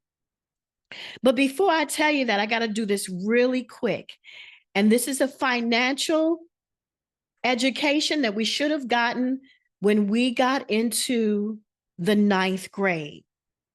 There are 3 ways to get paid interest on a money account: a money market, a brokerage account, an annuity, a life insurance policy. There's 3 ways that you can get paid interest. The first way is if the bank or the company pays you a fixed interest rate. That means they're going to say, oh, you're only going to get paid 4%. It's never going to go above 4%. It's never going to go less than 4%. If it's a savings account, it's PNC saying, oh, you're only going to get paid 1% interest on this savings account. It won't go up, it won't go down. It's just a fixed 1%. In the industry, we call this flatlining, because interest rates that are less than 5% means the cost of living is decreasing your money in value. The longer you sit money in the bank and the cost of living goes up, the bank is charging you fees as well and paying you less than 5% interest. Your money is decreasing in value. It's dying in value. Okay, but you still need a bank account because you have to have access and emergency funds. The second type of account is when you're buying stocks on the stock market. This is, you need to have a financial education. Do not leave this in the hands of just your husband. Don't leave this in the hands of just, oh, I got a financial advisor, and then you turn a blind eye. Don't put money in your 401k or your thrift savings plan and you never look at it. Financial literacy, a financial awareness is the beginning of financial literacy. I talked to a client who just got laid off at the IRS because she worked in diversity and inclusion, and they all got laid off. Just a group of Black women in their late 50s and 60s. All of them are sitting home right now. And she said, Richelle, I haven't lost very much money in my thrift savings. I was like, what have you been doing? She said, girl, I watch it and I move it. I don't really know what this CF and G fund really is. All I know is when I see this one, it's making money and that one is not. So I get a 6 cents and I move it.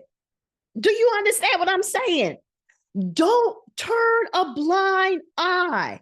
Learn the stock market.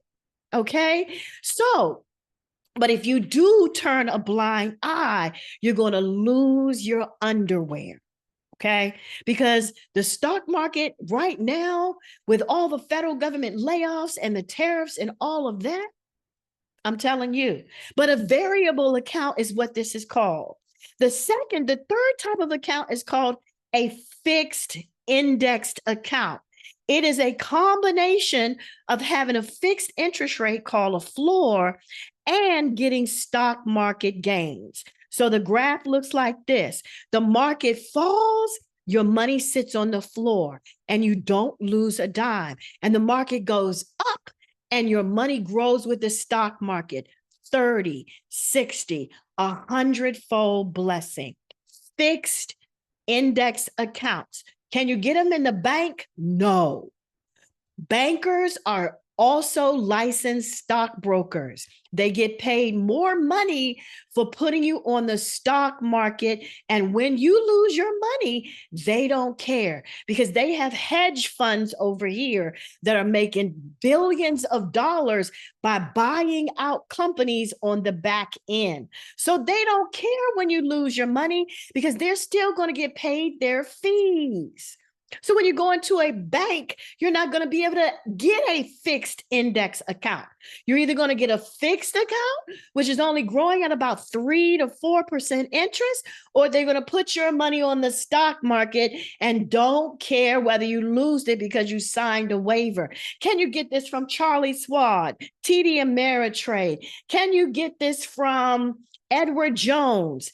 Can you get this from your financial services broker who's also a stockbroker? No, no, no, and no.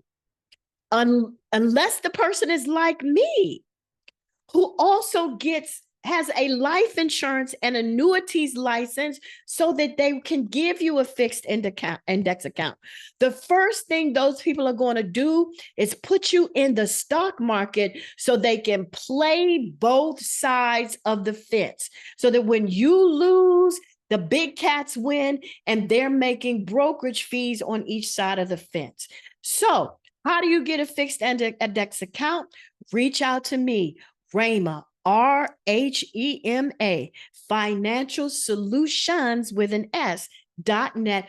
Book a phone call only so we can talk about it. But that's the best type of account. Miss Mary was like, look, I just retired.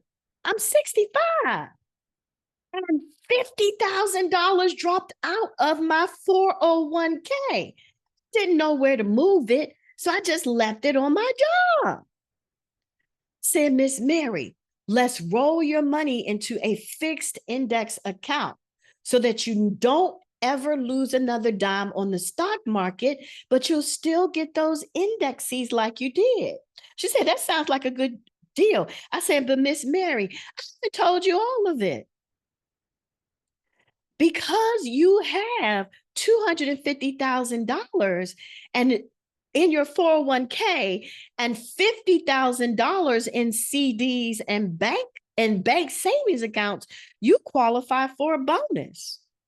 So when you roll your money over, Miss Mary, the company is going to pay you a big, fat, immediate bonus.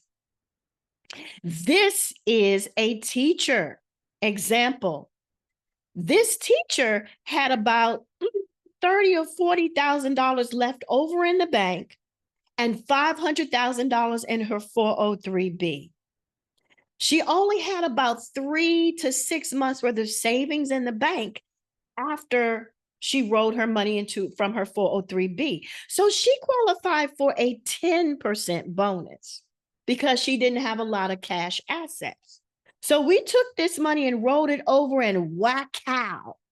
As soon as she opened up her client portal, she saw the company paid her $50,000 immediately. She said, Richelle, I only made $65,000 when I was a teacher. The company paid me $50,000. That's almost as much as I made working for one whole year. I said, yeah, I know. So we took that $50,000 and we began to grow it. Her account anniversary comes up in November. We grew another $47,000 in cash on top of the $50,000 that she earned. She took me out to the pier in Norfolk, to the Ocean restaurant, and she said, I have to pay for lunch. I have to give you something because you're not charging any fees to be my broker.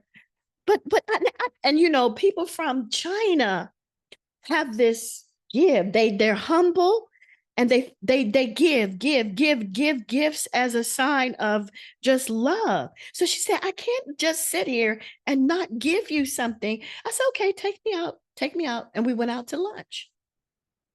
So in December, we're going to roll that $600,000 and some change, and we're going to turn it into a second stream of income.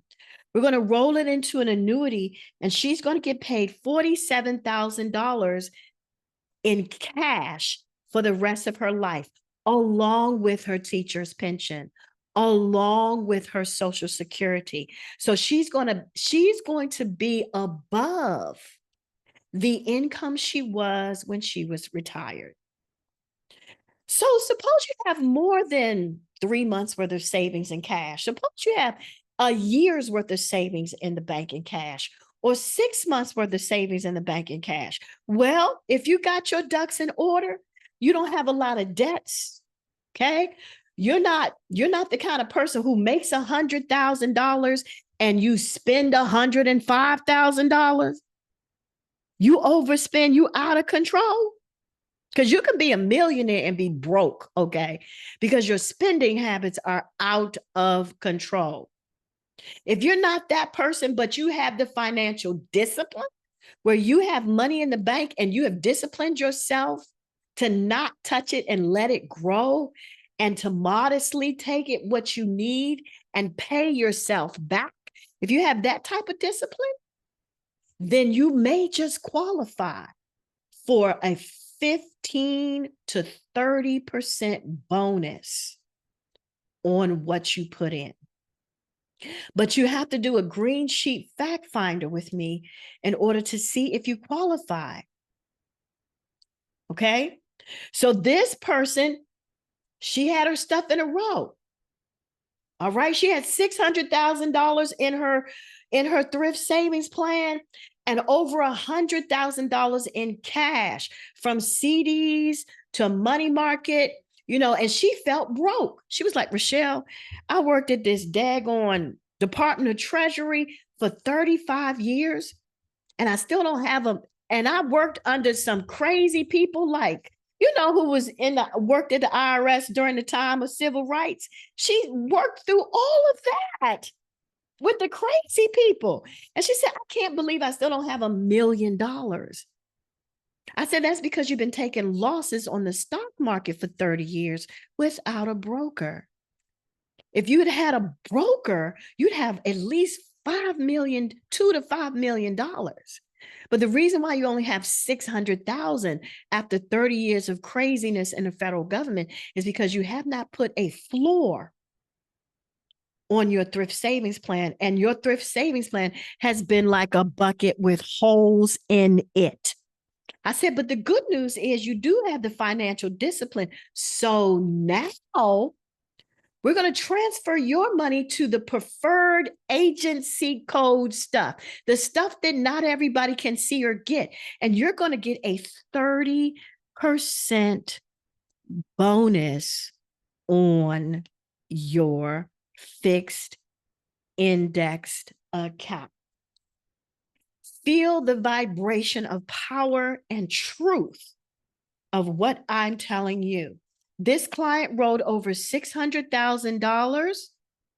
She kept $137,000 back in cash in her bank accounts and Roth accounts, etc. She's letting this money cook for 1 year. And as soon as we open up her client portal, it said $784,085. We brokered her. We gave her certain indexes that double her money every 5 years. She said, Richelle, I'm not taking this money till I'm 64. I just left the IRS. They just laid us off, but I'm going to go back and do a job teaching. I'm not going to collect. I'm not going to do anything with that money till I'm 64. I said, good. If you can take it after 6 years, because of the way this bonus and because of these brokers and because you're never going to lose a dime, we're going to cash flow you at $100,372. And then we're going to link your income to the indexes. So every time that indexee goes up, your income will go up. But when that indexee goes down, your income will just lock in. So if you look at these numbers, you'll see it goes up a little bit. But when that indexee drops, it just stays steady. But when it goes up again, then it stays steady. Up again, stays steady. Cardi B has a song that I should not quote as a Christian woman, but it goes, and it's up, it's up, it's up.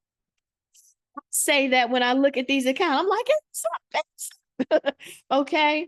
Now I'm not going to go through the real estate millionaire because I know that we have run out of time. But I am going to say, oh, you can't see my screen, Maya. I'm not sharing. Oh, no. It's fixed. We can see it now. That's old. Oh my God. I was like, all that talking I did. I'm sorry. Jesus. No. Me. Okay. I'm sorry.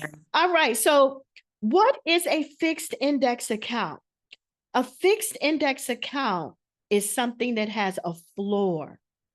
Okay. That's the term in financial services. It has a guaranteed interest rate so that when the market crashes, you don't lose a dime.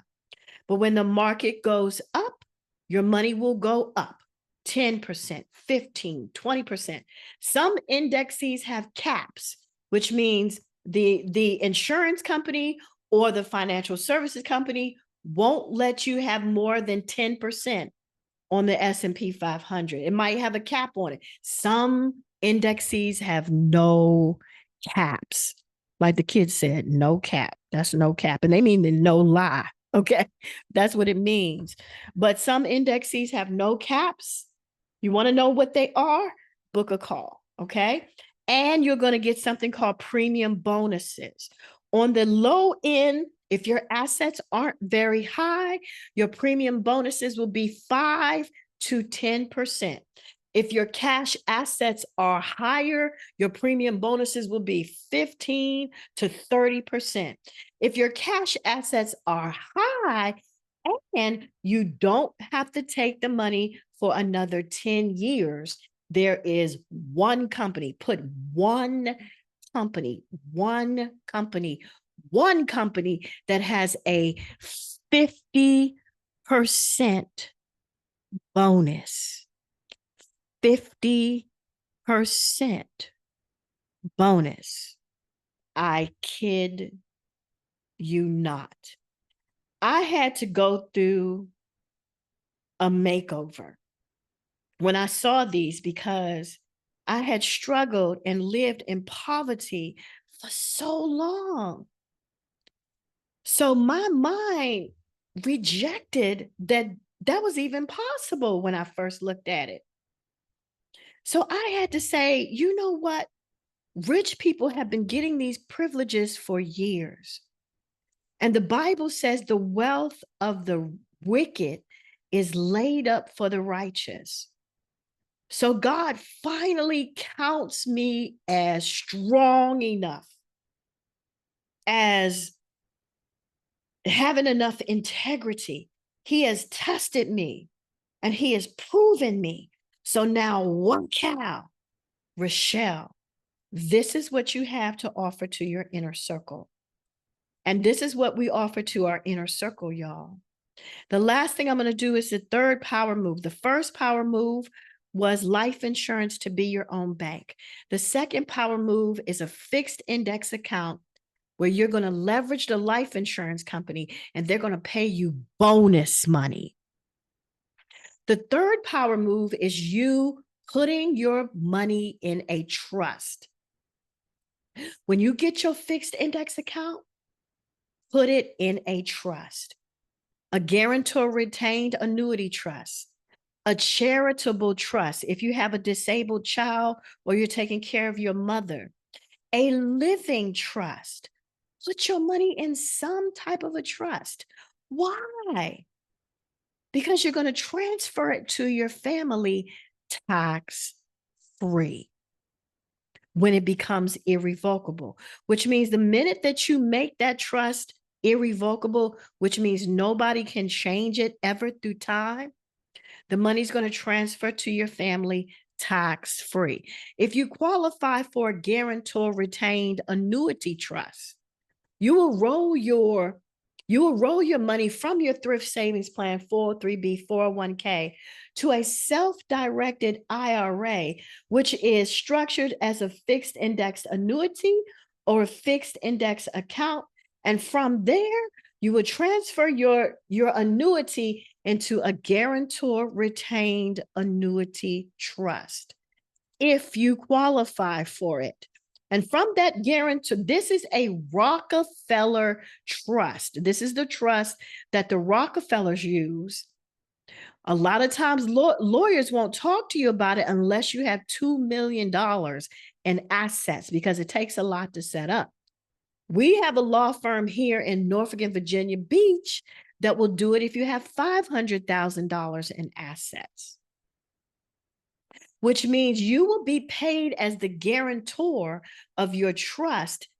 And when you make it irrevocable, you will be paid tax-free. Now, the money must be in an annuity because annuities guarantee you a lifetime income. Annuities guarantee you a lifetime income. It can't be a brokerage account because brokers there's no guarantees on that. So when the stock market crashes, you could be broke next week or be darn near broke. It can only work with things that have guarantees. So it has to be a whole life insurance. It has to be a universal life, a fixed index universal life, or it has to be an annuity, because the trust has to pay you and your family until the end of time. It has to regenerate itself, which means when you pass away, a certain amount of money gets paid back into the trust. So it's self-funding. So every single Rockefeller who is born, the trust puts a whole life insurance policy on that Rockefeller baby. And when that Rockefeller baby passes away, that money funds into the trust, and the trust gets bigger and bigger and bigger. And it pours out money to the Rockefellers tax free. Billions, billions, billions of dollars circulating throughout time.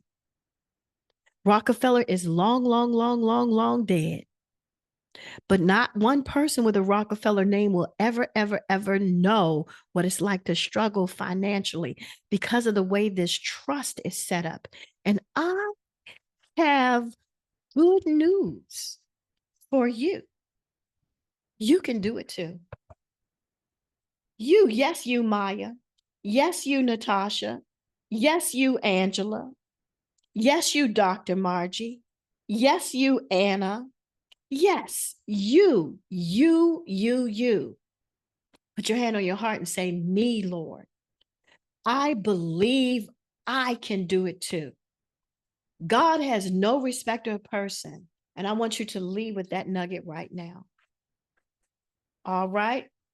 Everybody who thinks that they got something good out of this message, go ahead and give me some spirit fingers up here. Did you get anything good out of this? Woo-hoo. Hearts. Yay. Thank you, Maya. I see you, Dr. Margie. Woo. See a horn up. Thank you, Anna. Thank you. Angela, I know. Thank you for the heart, Angela. Thank you. Okay, is it help me pronounce her name? Is it Miss Norway? Come on, help me pronounce her name, Natasha. Nordu. That's so beautiful. Nordu. I love accents. I love Nigerian accents. I love Trinidadian accents. It just sounds so musical and intelligent. I really do. Thank you, Anna. Well, listen, ladies, I know that we're over. If it's okay with you, if anybody has a really heartfelt question. Now, we cannot answer things about your personal finances. So you can't go, well, listen, Ms. Richelle, I got $250,000 in my 401k and it's been losing money because of Donald Trump. You can't come on here and say that, okay? You cannot tell it. But what you can say is, make sure that you don't give me any personal financial information, because that's against the law to do that in a public forum, okay? But you can start by saying, my question is, no backstory. Jump up, raise your hand and say, my question is, and then we'll do maybe like 2 people. And then Maya, if you could, I'm going to share my contact information so that you can see it. You're going to go over to RhemaFinancialSolutions.net. We didn't play any trivia games today, okay? But what I want you to do is take my phone number down, and I want to give everybody who stayed to the end, I want to give you a copy of my ebook. Please take a quick picture. That's Natasha's calendar, or I don't know, what is that, Natasha? What are we doing? What is that with the code? Zoom. That's her Zoom. My Zoom calendar. That's Natasha's Zoom calendar. Now, let me tell you something. Talking to Dr. Natasha, I call her doctor. I'm so, forgive me for doing that. But talking to Dr. Natasha, she is a doctor. Can't get it out. That would the charge would normally be about $5,000 to $20,000 per hour. That's how much her time is worth. But she is going to give you this Zoom calendar for free. I want to highly recommend you take a picture of it. She's going to give you a free session. Then you need to jump all over that, okay? Let me go back, okay? Take a picture of it, okay? Let me go back. Take a picture of it. And if you can drop it in the chat as well, they can click on there. Take a picture of my You can only call me. Call me. We need to talk first, okay, about what it is you're trying to do. We need to see if we can make a connection first, okay? And then from that 15-minute phone call, I might just give you homework. Look, you need to set aside $200, $300, $500 a month until you get $6,000 saved up in the bank. And then after you get $6,000 saved up in the bank, then book a call with me. I might just tell you that. I might say, look, put your money in the G fund and put this much in this fund and then call me next month. Do you understand what I'm saying? You might just get that kind of information from me if you just spend 15 minutes with me on the phone. Okay. And then after that, it'll say, oh, Lord, okay, let's talk. Let's book a Zoom call. After that, then we'll say, listen, you got an emergency. Your 401k, your thrift savings plan is losing money. You are bleeding money. Let's do a Zoom call. Okay. Because this is a 911. Okay. So it might be that, but you need to talk to me first. All right. So I'm sorry. I can talk a lot too. Okay. All right. So raise your hand.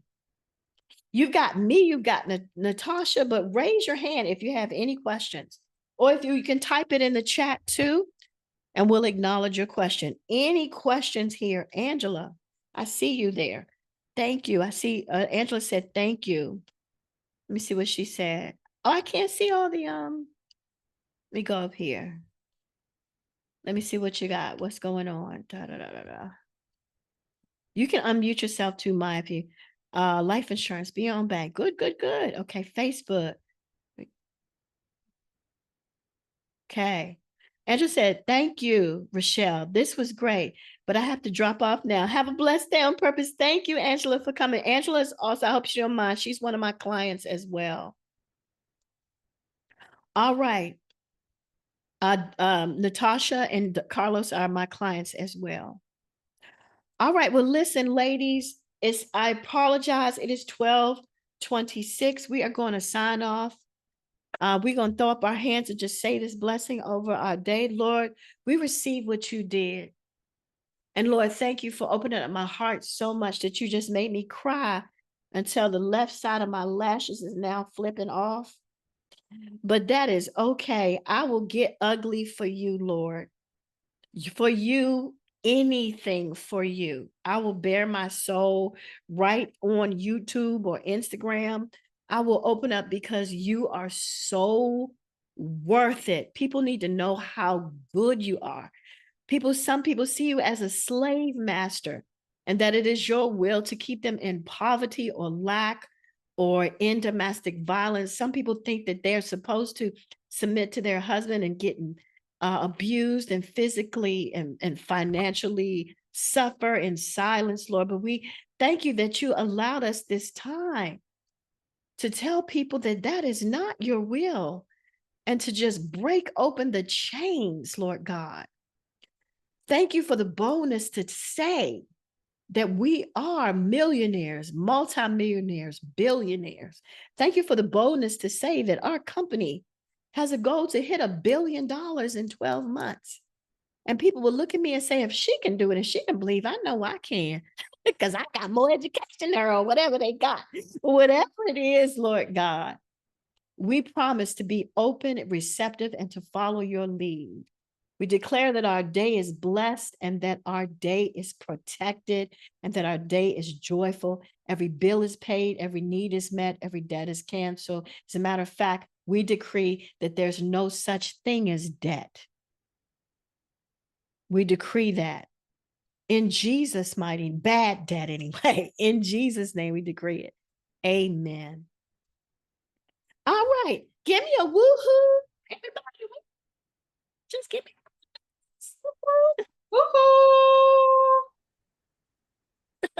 all right, blessings, everybody. This will be up on YouTube in about a week or so. We're going to edit it and we'll send it out to everybody as a courtesy. Okay. I love you guys. And I won't take it back. All right. Bye-bye.